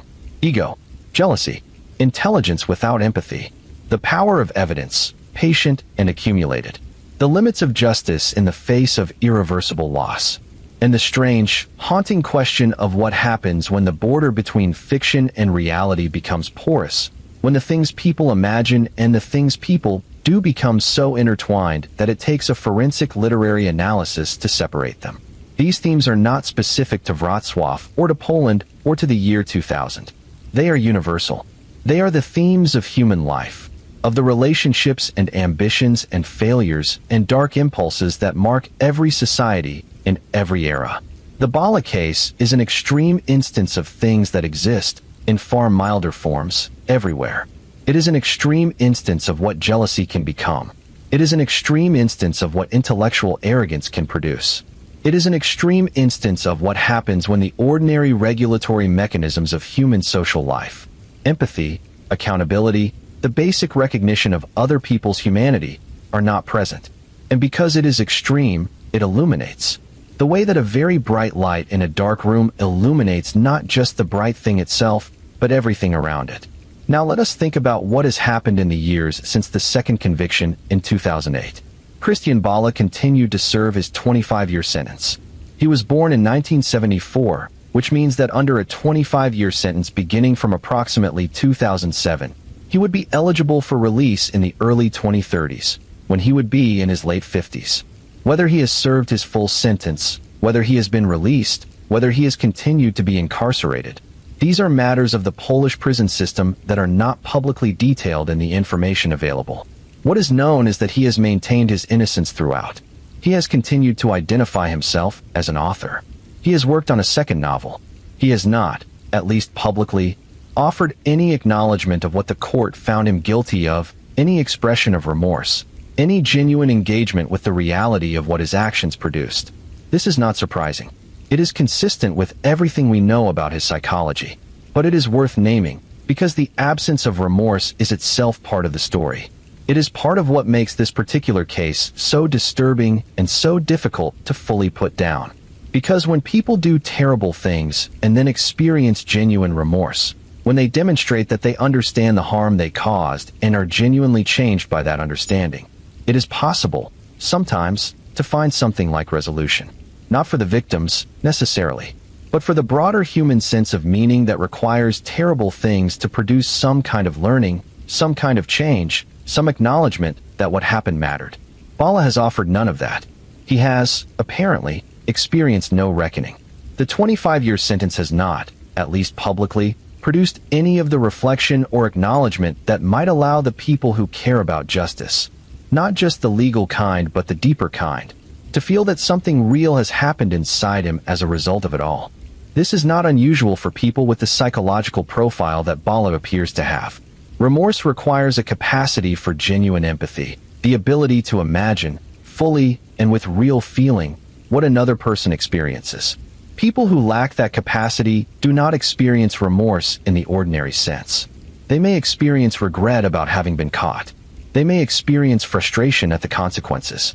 But genuine remorse, the kind that comes from actually feeling the weight of what you did to another person, requires you to be able to feel it with them, inside their experience. And that is not something Bala appears capable of. The Yanishevsky family has continued to live with this, with the knowledge that the man convicted of planning and directing their loved one's death has never acknowledged what he did, has never offered them even the meager comfort of a genuine admission, has never, even in the privacy of a courtroom where the verdict had already been delivered and the denial served no practical purpose, looked at them and said, "I did this. I am sorry." That absence of acknowledgement is its own kind of cruelty. It is not the cruelty of the crime itself, but it is a cruelty nonetheless. The families of victims often say that what they want, more than almost anything, is an answer, not just to who did it. The courts can sometimes provide that, but to why, to what it meant, to some recognition, from the person responsible, that what they did was real and harmful and wrong.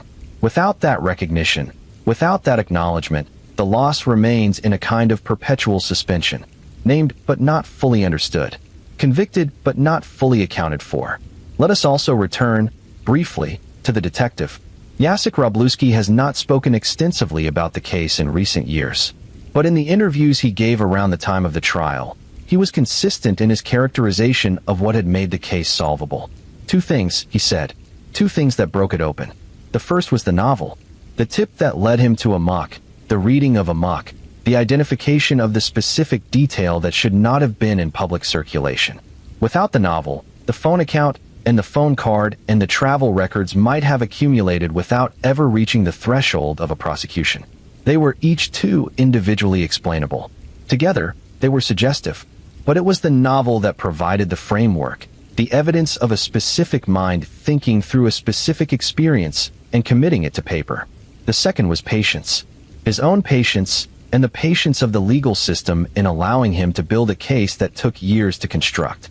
He said, in one interview, that he had known early on what the general shape of the case was.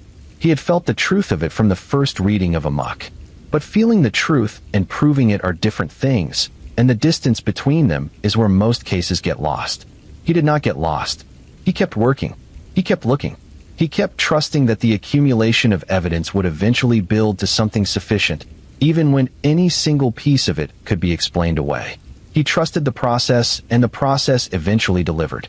In a world that moves fast, that expects resolution quickly, that loses interest in stories that do not develop quickly, this kind of patience is remarkable.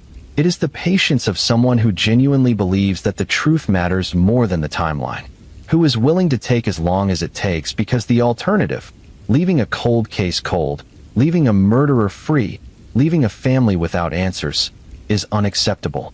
Jacek Wroblewski represents something important in this story, something that does not always get acknowledged. The unglamorous, sustained, uncelebrated work of someone who decided that a cold case was not acceptable and was willing to invest years in making it otherwise. He is not the hero of a crime movie. He is a working detective who did his job with extraordinary dedication.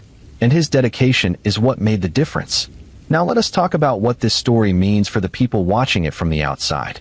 For the people who come to true crime not because they know the victims, or the investigators, or the perpetrators, but because they are drawn to these stories in the way that all human beings are drawn, to some degree, to the confrontation with extreme human experience.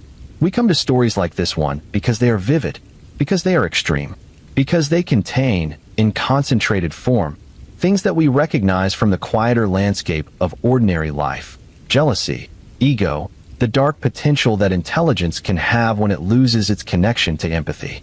We come to them because they are real, because that reality gives them a weight that fiction cannot quite replicate. And we come to them, I think, because they remind us, not just of the darkness. We do not need to be reminded of the darkness. We know it is there, but of the light. The investigator who refused to let go. The prosecutor who believed in the case. The anonymous tipster who saw the connection and reported it. The judges who weighed difficult evidence carefully and arrived at a just result. The father who sat in a courtroom and held his son's photograph and said, quietly, that nothing would bring him back, but that justice had been served. These things, the human refusals to accept the darkness as the final word, are also part of this story. They are, in fact, the part of the story that matters most. Because the darkness is real, yes, but so is the response to it. And now we reach the end. Not the end of the grief. Not the end of the questions. Not the end of the debate about art and evidence and justice that the Bala case continues to generate in legal and literary circles. But the end of this telling. The end of this particular journey through a story that is, in its essence, about what human beings are capable of, both the worst of it and the best. Let us end where we began, at the river. The Oder River flows through Wrocław quietly and steadily, the way rivers do regardless of what happens on their banks. It does not remember December 10th, 2000, the way human beings remember things. It does not carry the memory of a fisherman stopping in his tracks and saying, quietly, that is not a log. It does not retain any trace of what was found in it that morning. The water that was in the river on that day is long gone, replaced 1,000 times over by new water, by snowmelt from mountains and rain from clouds, and all the ordinary hydrological processes that keep a river in motion. But the bank remains. And near the bank, a small cross was placed by a family who needed to mark the spot where their loss was made concrete. The cross is there not because the river needs to be reminded, but because the living need a place to stand when they come to remember. People still come to that cross. The family of Dariusz Janaszewski has not forgotten him, will not forget him.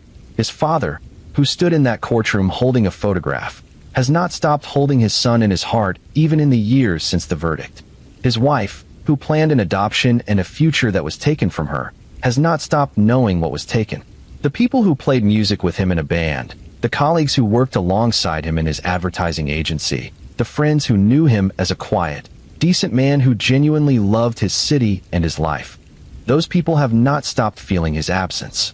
This is the thing about murder that gets lost in the telling of crime stories. The absence does not end. The verdict does not end the absence. The sentence does not restore what was taken. Life continues around the shape of the person who is gone, and in that continuing, in every ordinary day that arrives without them, the loss is renewed. Dariusz Janaszewski was 35 years old. He was a musician and a businessman and a husband who was making plans to adopt a child. He had done nothing to deserve what was done to him. He had simply been in the wrong place at the wrong time in the romantic history of a man who believed that other people existed for his benefit and had no rights that he was obligated to respect. He was a good man, not a famous man, not a powerful man, not a man who left behind great works or grand gestures. He left behind, as most people do, the ordinary record of a life lived decently and with genuine care for the people around him. He left behind the music he had made and the work he had done and the relationships he had maintained and the plans he had been making for a future that did not happen. That is enough. That is more than enough to be mourned fully, honestly, without diminishment. The man who planned his death is in prison. Whether he has served his full sentence, whether he has been released, whether he has found in the years of imprisonment any genuine reckoning with what he did, these things belong to a story that is still being written, in a prison cell where the second novel is being worked on in whatever form it is taken by now. The detective who solved the case has moved on, presumably, to other cases and other files, carrying the particular satisfaction of having done something important and difficult well. The prosecutor who won the conviction has continued her work.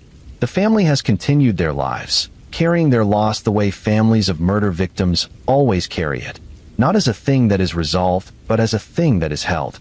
And the case itself, the Bala case, the Amok case, the case of the author who wrote his own murder, lives on in the places where remarkable cases live on. in law school discussions, in literary criticism, in true crime retellings, and the ongoing debate about what fiction owes to reality and what reality can demand of fiction. It lives on in the pages of Amok, which sits on shelves in Poland and in other places, reading now like a different kind of book than it was when it was first published, reading like a document, like a confession with plausible deniability built into every line, like a message that was meant to be a secret and became, because one detective would not let go of a cold case, the thing that ended the secret. In the end, the most terrifying question this story raises is not whether Christian Bala committed the murder of Dariusz Yanishevsky. The court has answered that question twice in the same way. The most terrifying question is what it says about human nature that a person can do what Bala did and then go home and write a novel about it. That the same mind that planned a murder in cold blood can also produce, in cold blood, a work of fiction that is recognizable as literature, that has craft and intention and voice. That the darkness and the creativity can coexist so completely and so comfortably within a single human consciousness that they feed each other, that the crime becomes the creative material and the creative material becomes the record of the crime. That is not comfortable. That is not the kind of thing we can easily file away. That is the kind of thing that stays with you. And maybe it should stay with you. Maybe the cases that stay with us, that we carry with us after the telling is done, are doing something important. Maybe they are doing the work that all dark stories do when they are told with honesty and care, reminding us that the world contains things we would rather not think about, that the people around us are more opaque than we know, that intelligence is not the same as goodness, that the structures of civilization, law, evidence, patient investigation, are the things we have built to stand between ourselves and what human beings can do to each other when those structures are not present, and that those structures work. Imperfectly, slowly, sometimes years too late, but they work. Jacek Robluski did not give up. The tip came in. The novel was read as evidence. The phone account was traced. The phone card was traced. The travel records were assembled. The case was made. The verdict was delivered. Justice was served. It was not adequate to the crime. Nothing ever is. But it was served. And Dariusz Yanishevsky, the musician and the businessman and the husband who was planning to adopt a child, the man who left his office on a Monday morning for a meeting that was a trap, is remembered by his family, by the investigators who spent years working to give him justice, by the people in Wrocław who placed a cross on the bank of the river where he was found, and now by you, by everyone who listened to this story to the end.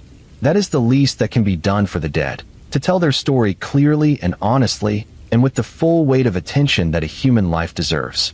To say their name, to say what happened to them, to say that it was wrong, and that it mattered, and that the world is different for their absence. Dariusz Yanishevsky, 1965 to 2000. A good man, remembered. And if this story has moved you, if you have made it all the way here and you feel the weight of it the way I hope you do, then please take a moment right now and do two things. First, hit that like button. Not just for the algorithm, though it does help this channel reach more people, but as a small gesture of acknowledgement that this story deserved to be told and that you were here for the telling of it. And second, subscribe to this channel if you have not already, because we will keep telling stories like this one. Stories that matter. Stories about real people and real losses and the long, patient work of justice. Leave a comment below. Tell me which part of this story stayed with you the most. Tell me what you are thinking right now, in the quiet after all these words. Tell me where you are from and what time you are watching. This community, all of you who come here night after night and make this channel what it is, you are why this work gets done. Thank you for being here. Thank you for listening all the way to the end. Now get some rest. You have earned it. And Dariusz Yanishevsky, wherever good people go when they leave this world too soon, this was for you.